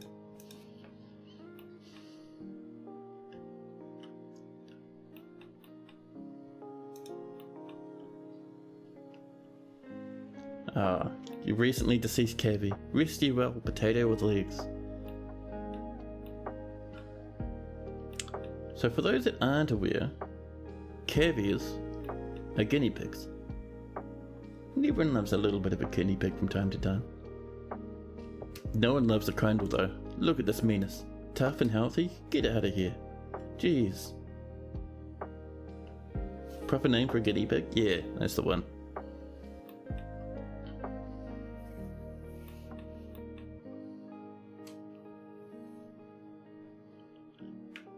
And they're useless. You don't get anything from them. You get lots of trauma and miasma and a big mess and corpses everywhere. But other than that, no, not really. You don't get much from them. Our drinks are up. Perfect. So with our drinks getting up, shall we just start the very beginnings of some yummy dinners? And also, if there are, we'll select type and we'll look for drinks. If there are drinks of at least 200, not 20, you fiend, 200, there we go. Then make some nice lavish meals.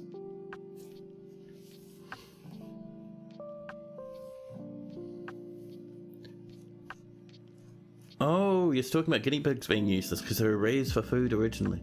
Yeah, you get pets. And Peregrine's heading off. Thanks for hanging out, dude. It's always nice to see you. Enjoy the rest of your day.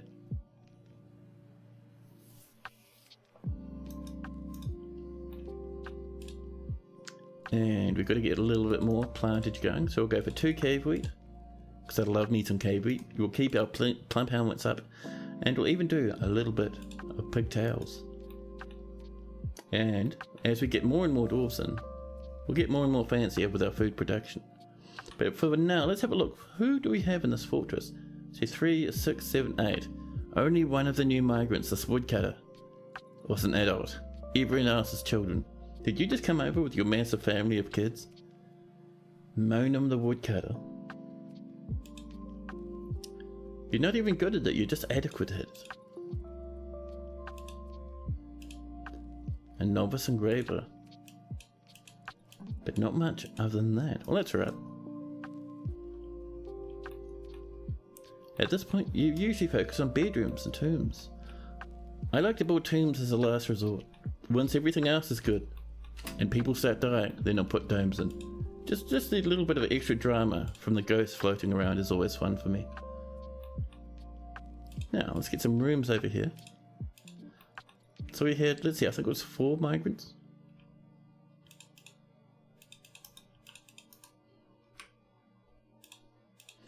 And 4, there we go. We'll just slap that in across the edge there. Good stuff, man. There we are. Pop some doors in. There we go. Your game is chugging like a tired butter churn. You're not sure if you need to reset something or the fort is doomed. Well, immediately the very first thing I would say is, do you have cavern invaders turned off? Because your caverns might be full to the brim with cavern invaders. You find having them pre-packed and ready makes things nice if you have to go to 10 ready to stock. Yes, that's very true.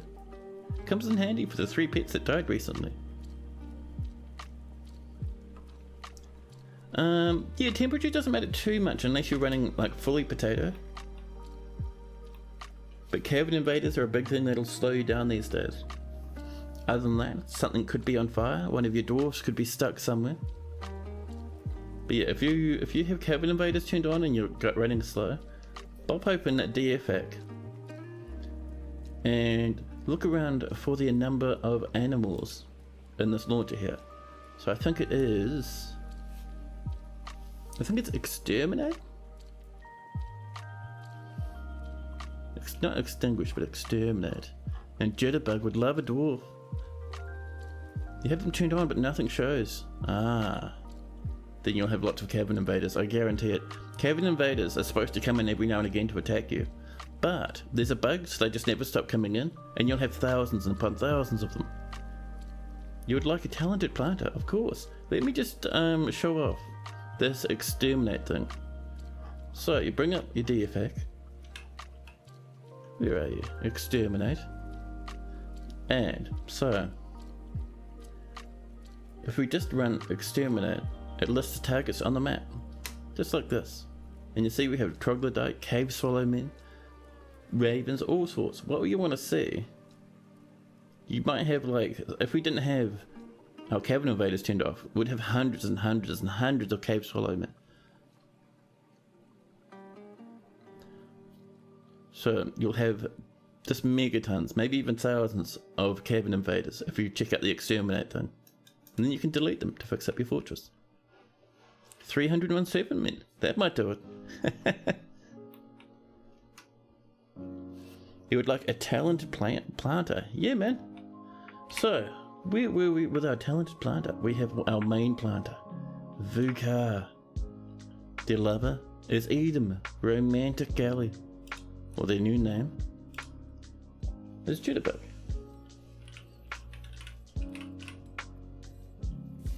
Number 9.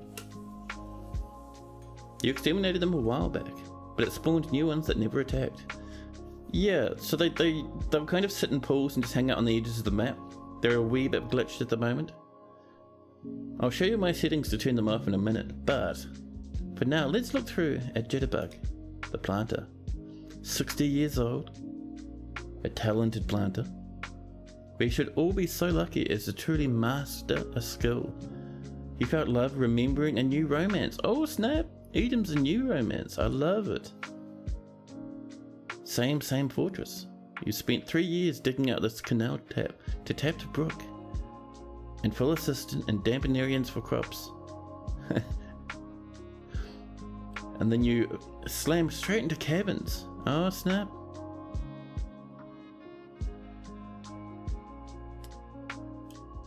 So, Jitterbug is one of our pre-generated guaranteed wolves, so they don't have anything too amazing going on.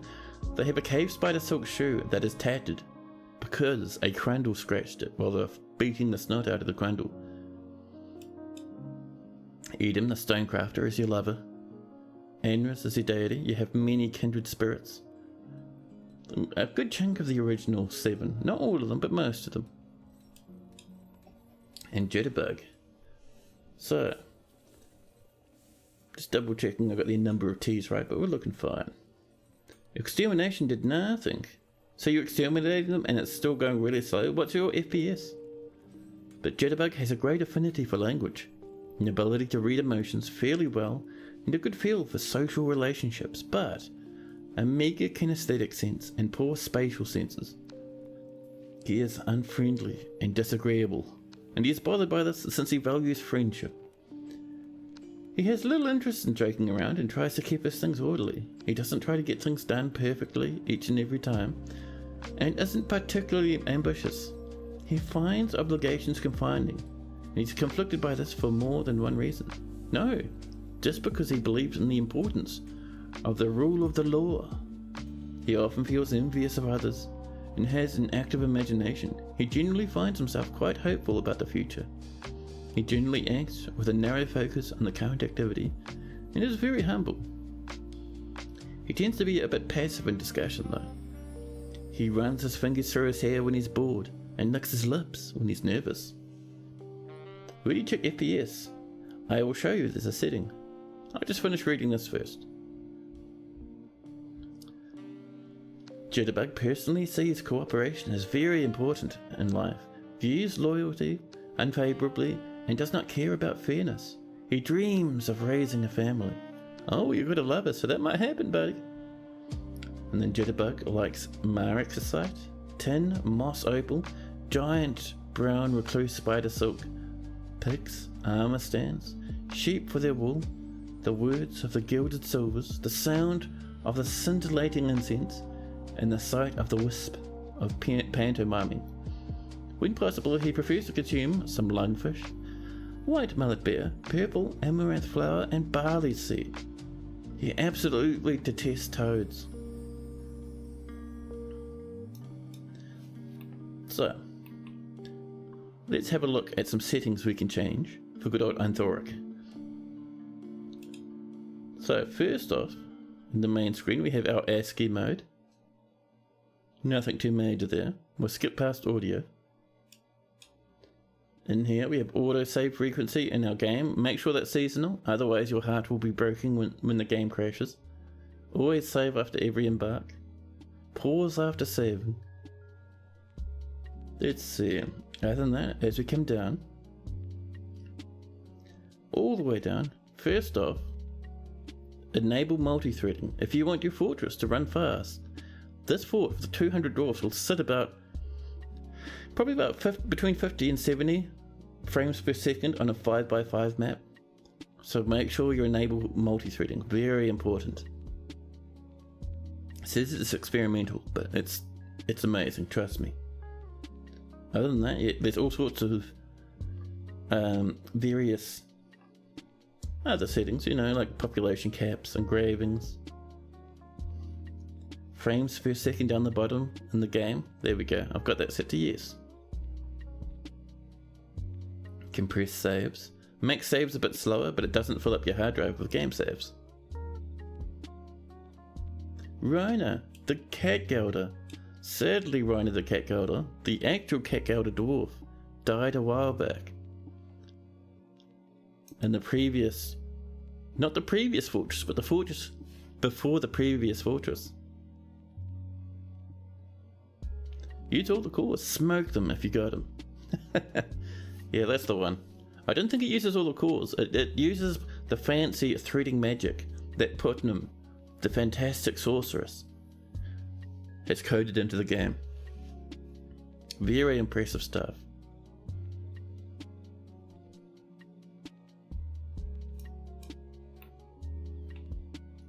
Sometimes you like to turn it really low and just have it crawl along while you do stuff. That is clever. I never knew you could do that. For me, if I want my FPS to run really slow, I'll start doing things like underground rivers and stuff.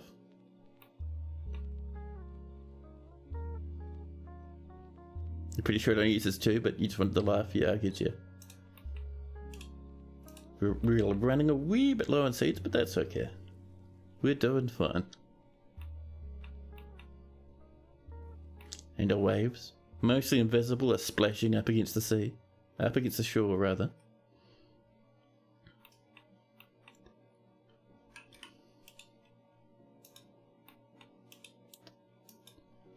I cannot wait until we hit autumn and we get a bit of trading going on. And these are coming along, not quite completely mined out, but we're getting there.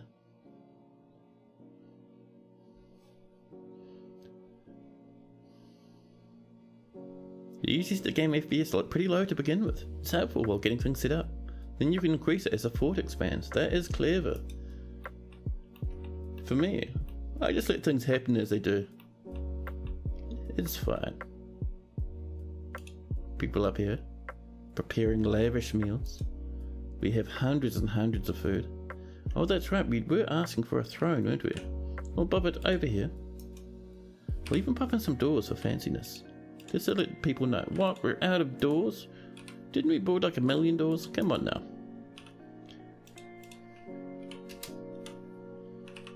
We're going to get this repeating as well. There we go. And this other one, this will be another office. We'll have to paint it manually because we don't have a door. But this one, it's going to be for our bookkeeper. It's going to be Jitterbug, the planter. They're proficient at it, so why not? There we go. And now, these will start having a proper stock take, which will be good.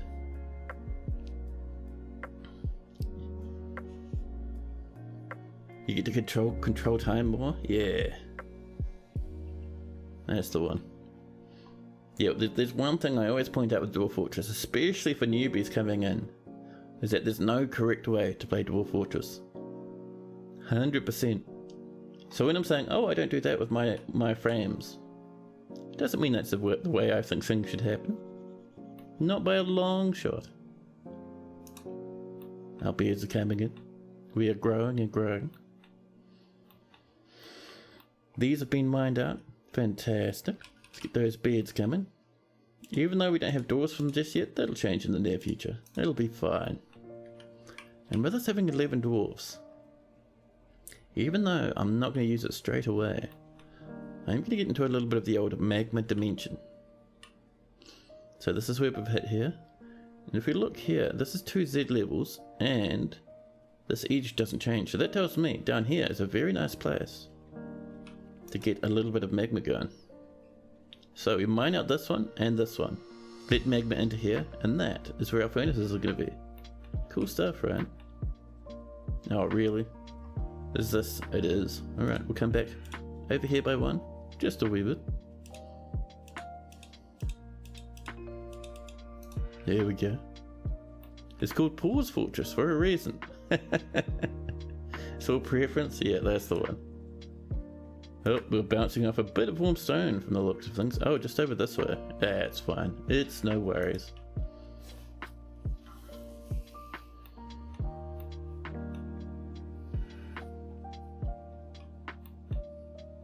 Now, we're going to come up mining over this way.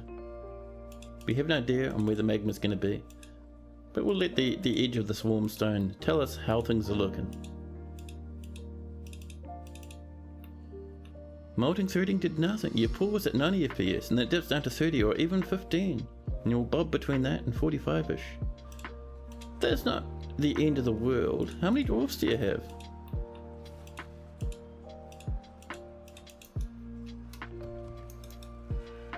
The Mulmerian is fighting. Oh no. A Mulmerian or two have come up into the fortress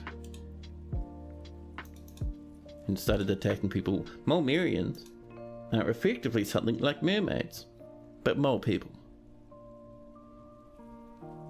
How many pets? You accidentally hatched like a massive load of chickens. You're at max. But it didn't really start slowing down until sometime after. Now, with 15 FPS, that tells me you've probably got some flowing water somewhere, don't you?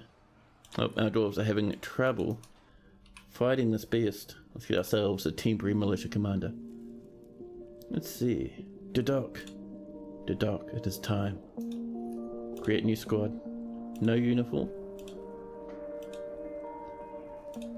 And we'll just grab people, including Jitterbug accidentally. Add Monum over here. And Sazzy the Fisher Dwarf. The copper crystals. It's time for you to push back against the Mulmerian. You think it's livestock, but we're doing a reset in case something went goofy. Ah, yes. If you have 600 billion tons of animals, then you'll get FPS issues.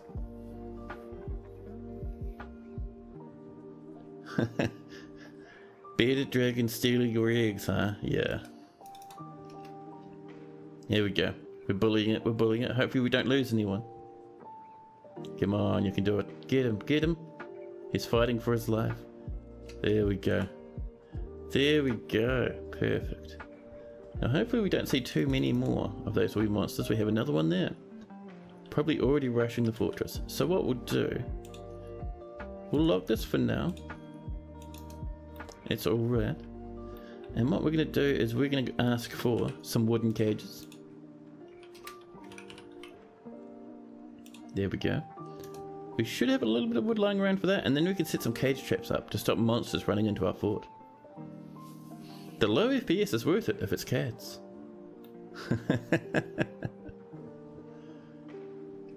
You go through and slaughter all the males and whatnot and trim down the population on a somewhat regular basis now. Yeah, that's the one. You only really need like 2 studs of each species. Yeah, that's the one, cat. 100% agree. As long as it's cats, it doesn't matter. For me, I find cats and dogs both fantastic. We need to find a rubbish pit, by the way. Listen. Let's come up to... Where's a good spot to throw our rubbish? Oh, look, over here. So we'll turn this. Yeah, that's the one we want, actually. Rubbish dump, just like that. And people will just throw our rubbish off the edge, which is good, because now we can come down here and throw out an entire corpse. People are still fighting. Who are you guys fighting? Are you just having massive injuries that your criplet's struggling with now? Yeah, they're just standing up. You're fine. There's no worries.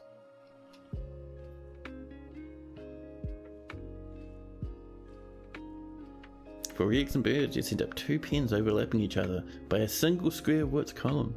That way you have one with bird boxes and hens and the other with cocks, and occasionally they get together and fertilize eggs.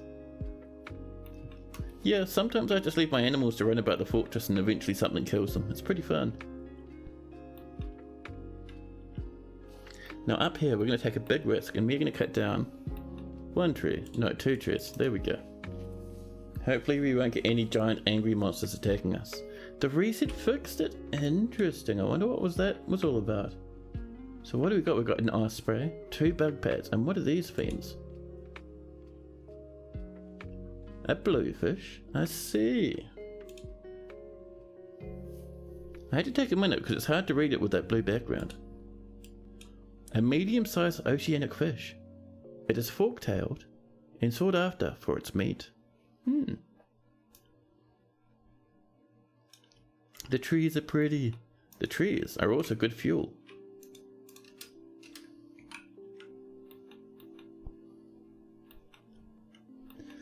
Now, see that corpse is gone. Our dwarves are safe once again.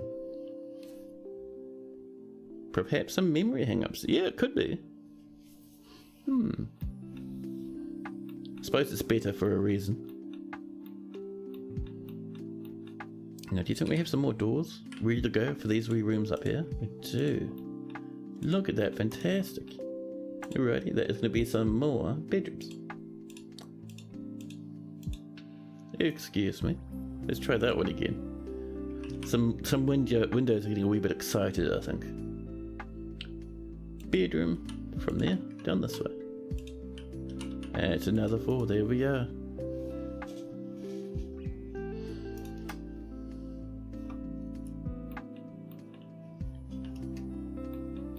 Now,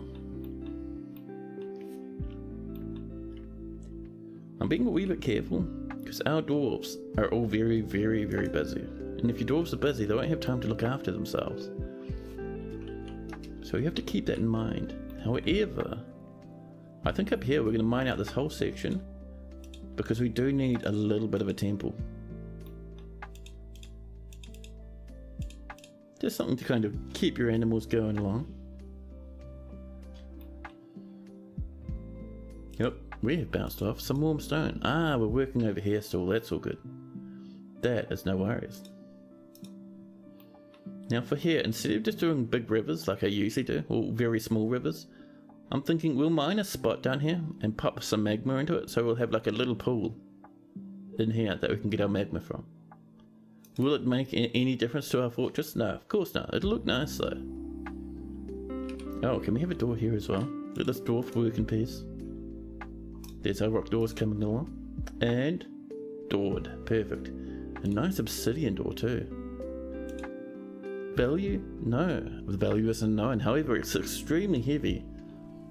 79 urists. The official dwarven weight.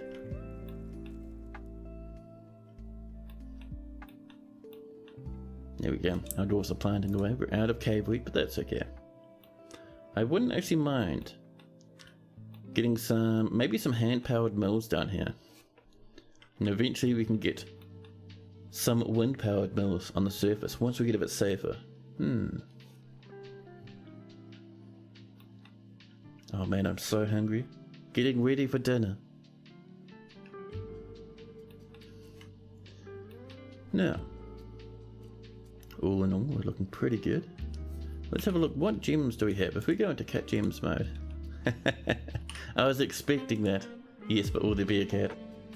The giant cry for more. No worry, I'll be going for a wee while longer. Oh, we only have a small selection.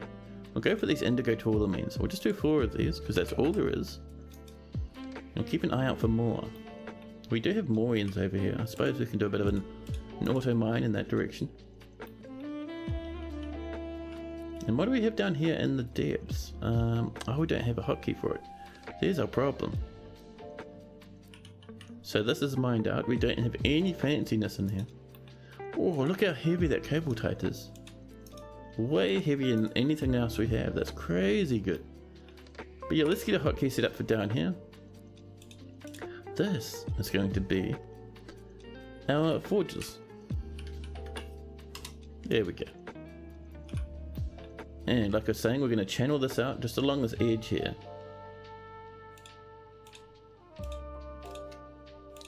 I'll just leave that on pause. Just while we kind of design this pool here.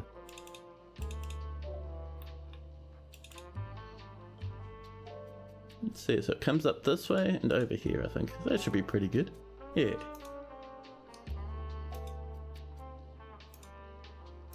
The weather is cleared. If you're reading the wiki correctly, just having open space on the same layer, not necessarily connected as the cabins, will over time fool the cobwebs for silk, with no danger. Yeah, 100%. If we have a look, even though this is all walled off, we'll get silk in here occasionally.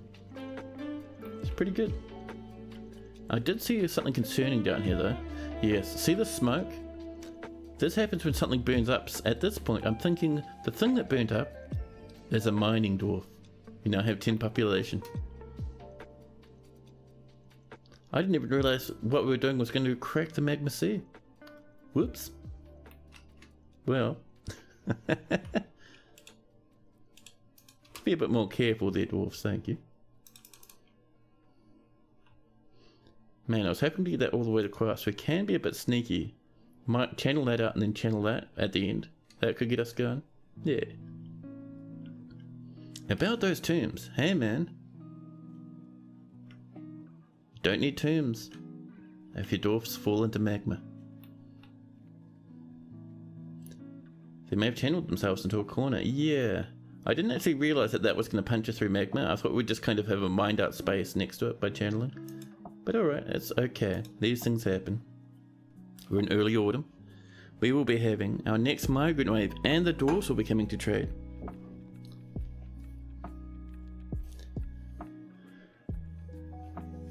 It's not a plan to lose them, it just makes life easier with having them ready, because they just do dwarf things. Yes, dwarf things involve all sorts of drama and trauma. Let's also make sure this isn't going to puncture. Oh, it is right there, look at that. How about there? That won't. There we go. See, I'm learning. You're very, very proud so far that you've only used them for pets on this fort. Oh, for your cats? Oh, nice. There we go. We're getting there. We're getting there. I think I'll channel that one there out next. Hopefully no one will stand in those places. Dwarfs, don't stand here. It's not a fun time or a clever time.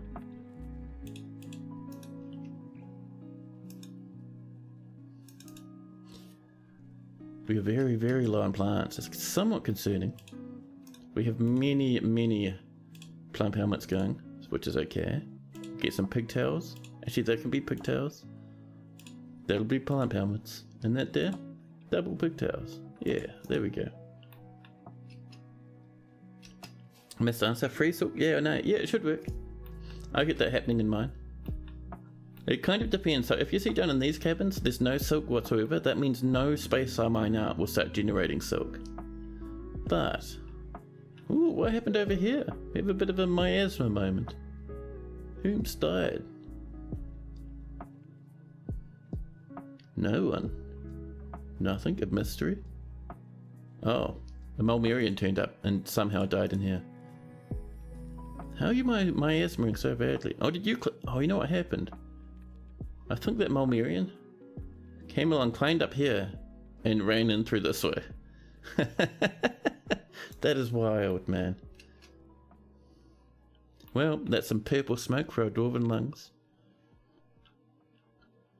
But yeah, so like I was saying, down here, again, there's no silk. Well, on the other side, because there's two biomes in these caves. This side, any silk on this side? Yep. So if we mined a cabin out down here, we get free silk. Nice and easy. A minute you procrastinated putting the defense squad together and you ended up walking down the base. You did some training and outfitting, and it murdered the last of the livestock to try and get into the fort. You opened the door and persuaded it to leave the livestock alone after the first animal starved to death.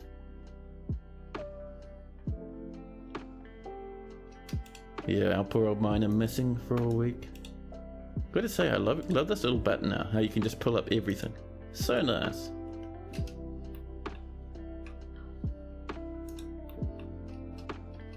Oh, do we not have someone coming down to channel this out?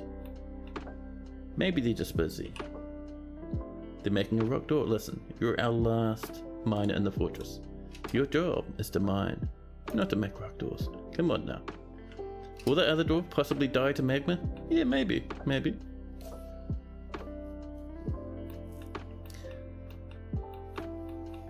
No, I was seeing that ladder move, but I was seeing if anything else was being pushed about. I'm not seeing it though. The reason that ladder was moving is because those waves are coming up.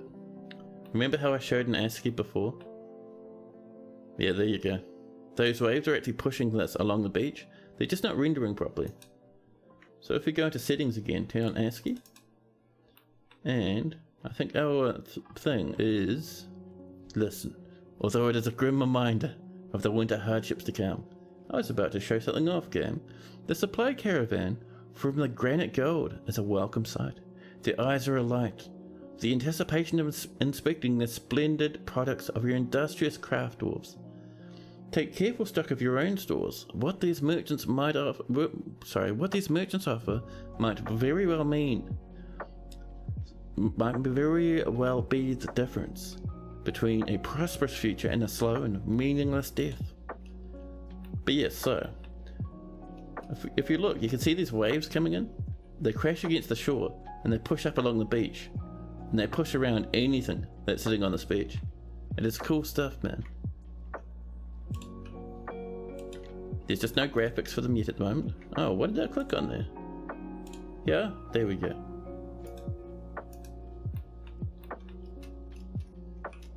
There we go, merchants have arrived and are now unloading their goods up here. Let's move some goods about. Get these gemmies gemmying. Oh, we've actually made a large oval black pirate cabochon. I am happy that we can make large gems now. Let's also get our broker coming, huh? Our broker is dead, lit on fire, gone forever. Sazir, the fisher dwarf, welcome to your new position. Our manager, will there be a cat? Is claiming they no longer have a study. I'll have to fix out what's going there, but for the minute, let's have a look at these gems. Cut gems are the goal. Rose quartz is going for 100 a pop, not really worth our time, but these black pyropes and the indigo tourmaline, we'll bring those up. The large gem, we'll bring that as well, just for fun. You believe there's a tie between how much you trade and your immigration or a correlation anyway. Yeah, so it's kind of a combination of how much you trade with your parents of, and kind of the value of your fortress as well. Because all these dwarves will pick up on how much you trade and how rich your fortress is, and they'll spread rumors back in their mountain homes. Other dwarves will pick up on those rumors and they'll come to live in your fort. You're waiting 10 items.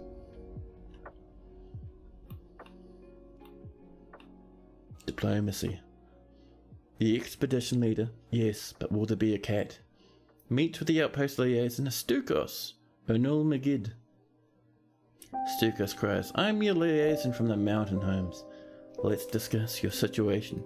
Stukov doesn't even say hello, just immediately off to business. There is much to share, and they share us the happenings of the world. Then they ask us what we'd like, and we'd go for our normal. We'd ask for iron anvils. We'd ask for some handful of woods. That's always good. We'll ask for, let's see, what else would we like? Let's go for some... Actually, no, we do have some nice rocks already, so we won't ask for rock blocks. But I think they should do it, really. Any fancy pets? Sometimes dwarves will start with fancy pets. Let's see, guinea pigs, water buffalo, llamas, alpacas, rabbits. Okay, nothing fancy. Sometimes you'll see a bear or something in here, but that should do for us. 122 so far. You're trying to slow population growth, but you think trading with the humans and slaves and elves counted. You really limited trading with Mountain Home, but they still showed up. Yeah. Also, yeah, Fortress Wealth is also a big one. Not as much as it used to be, but, you know, lining your walls with gold is still lining your walls with gold. How are we doing? We've moved everything up. Let's get our broker over. You're popping something away, but they'll be up in a jiffy. Yeah, they come right now, actually. They'll be rushing up, ready to sit on their favourite stool. Come on, buddy. There we are. Now, we've got some pig iron, some blocks, some raw glass. Let's see, some clay, some ropes. Always a bit of a fan of starting off with some ropes. I'm going to sell these gems, by the way. There we go. Is that only going for 200? Okay, we won't sell that one then. But still, they're getting like 10,000 profit. Not bad. Not bad at all. Some workshops and bedrooms. There's a few jewels on doors and tables. You did a little bit of jewel encrusting, just a wee bit for fun. Let's see, we got some cages. We'll grab the very cheap cages. So we got the copper, the nickel, and the tin. The lead, I'm being lazy, it's too heavy. Let's see, we got some spear and wonderful barrels. We'll grab those. Let's see, we did lose a pick. We will grab a spare copper pick. We won't buy the others, they're 1,000 a pop. We'll come down further and we'll buy what clothing we can get our hands on. Some caps. Oh, those are military caps. Meh. We'll get the gloves though. Look at that Malmerian leather left and right glove. Amazing stuff. They brought in some seeds. We will get those seeds actually. I wouldn't mind restocking. Don't need the sugar. We'll make our own eventually. A few rock nuts. That's always good. And we'll get their empty cheap bags. The ones that cost 1,000, not really worth our time. I'm not even going to bother with the sheep wool that costs 100. You're getting one bin. Actually, no, we're not. We're out of money. Right, let's start slowly turning things down. Piece by piece. There we go. We'll trade that. Irvad says, thank you very much for your business. Wonderful, wonderful. Thank you, Irvad, as well. There we go. We are getting there. Now let's get up to this level and see why. Who owns this office? Why does our expedition leader lose their office? It's very strange. Are you okay now? Yeah, there we go. That's incredibly strange. I wonder what's going on there. Oh, you know what we can do? Let's get up here, build another temporary workshop. BO, and I think it might be M for mechanic. No, it's H for mechanic. I see. Interesting. We'll get that there. We'll get some gears and we'll start getting some traps coming down in the depths. Maybe some on the surface as well.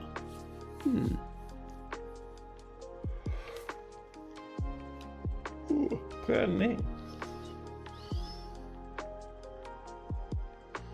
So I'm surprised that we didn't get any more little outbursts from migrant waves.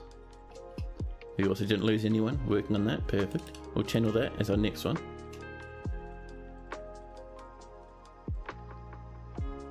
And probably that one. I'm sure our miner will get down there eventually.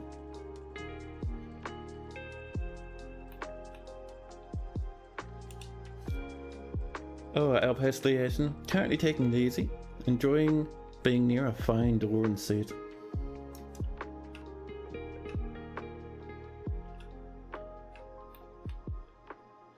I do want one of these working actually, so we'll get that up there. There we go. Be careful not to light yourself on fire. Actually, we're doing it this way. We'll channel everything else out, and then we'll do that at the end. There's a bit of a gabrous slop there. Oh no, it's actually a lump of magma. Well, that's fine.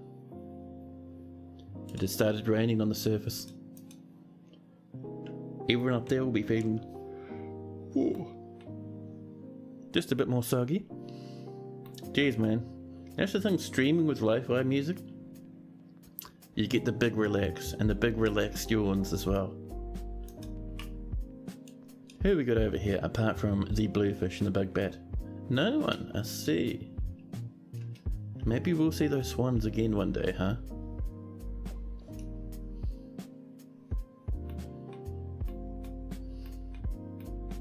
Now.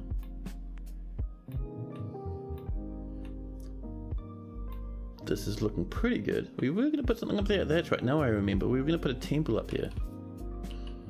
We're going to make it out of rough walls. Not necessarily amazing, but we don't have the population levels to pop in, you know, fancy bricks at the moment. We'd waste all our dwarves just crafting bricks. This will get us a wee bit happier. It'll make dwarves meet needs. People will have good thoughts about praying and completing rituals. It'll be fantastic. Oh, you know what else we can do? Let's get some muggies, huh? Rock mugs, please. 10 will do for now. It's going to be more than enough for our dwarves. Yeah.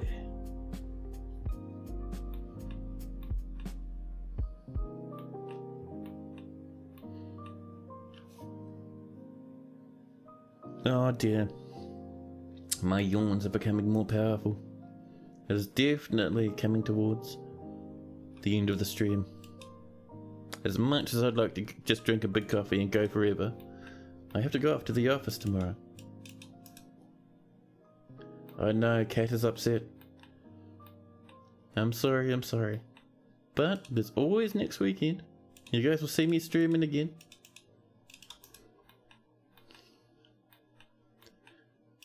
We have heaps of pigtails. Oh, we're not doing plump helmets?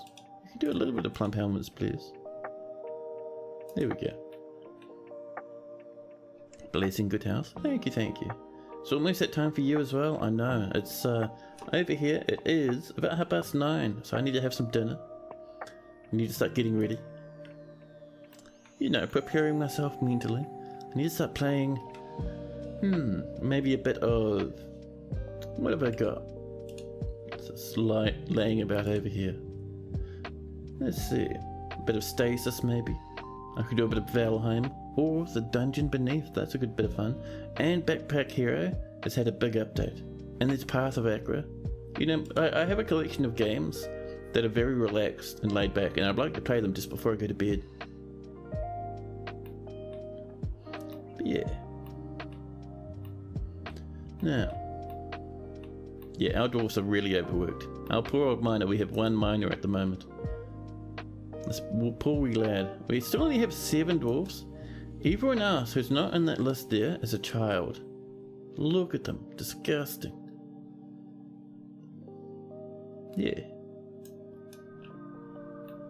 So I'm looking forward to the next migrant wave. Oh, speak of the devil. Hello, welcome in.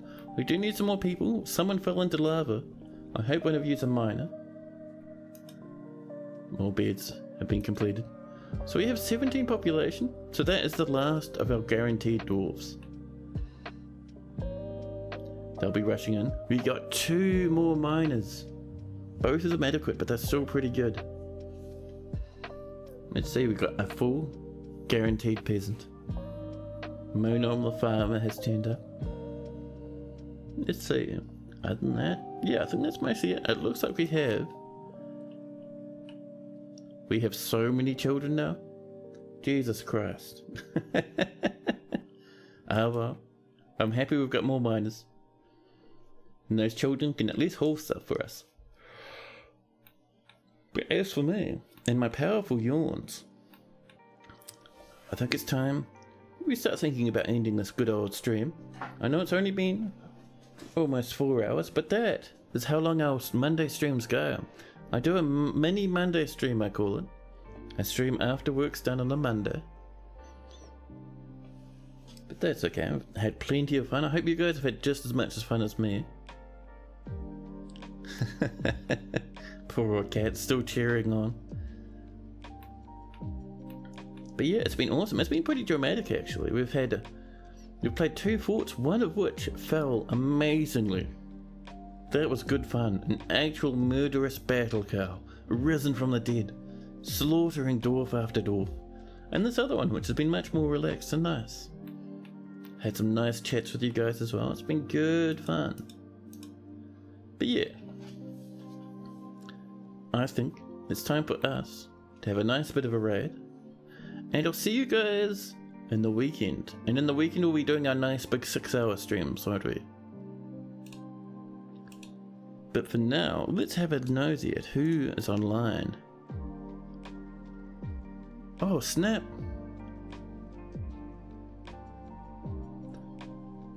See you next weekend? Yeah, man! Cheers for hanging out, dude. But let's visit Mr. Vinsanti. We all love a bit of Vinsanti, don't we? And I don't often get to catch his raids. I'm a big fan of him. So let's pop on over there. This dude is amazing. I really recommend him. But yeah, guys, take care of yourself. Look after yourself the rest of this next week. Have lots of fun. And I'll catch you all in 4 more days. But for now, I'll say toodaloo and enjoy Vinsanti's stream.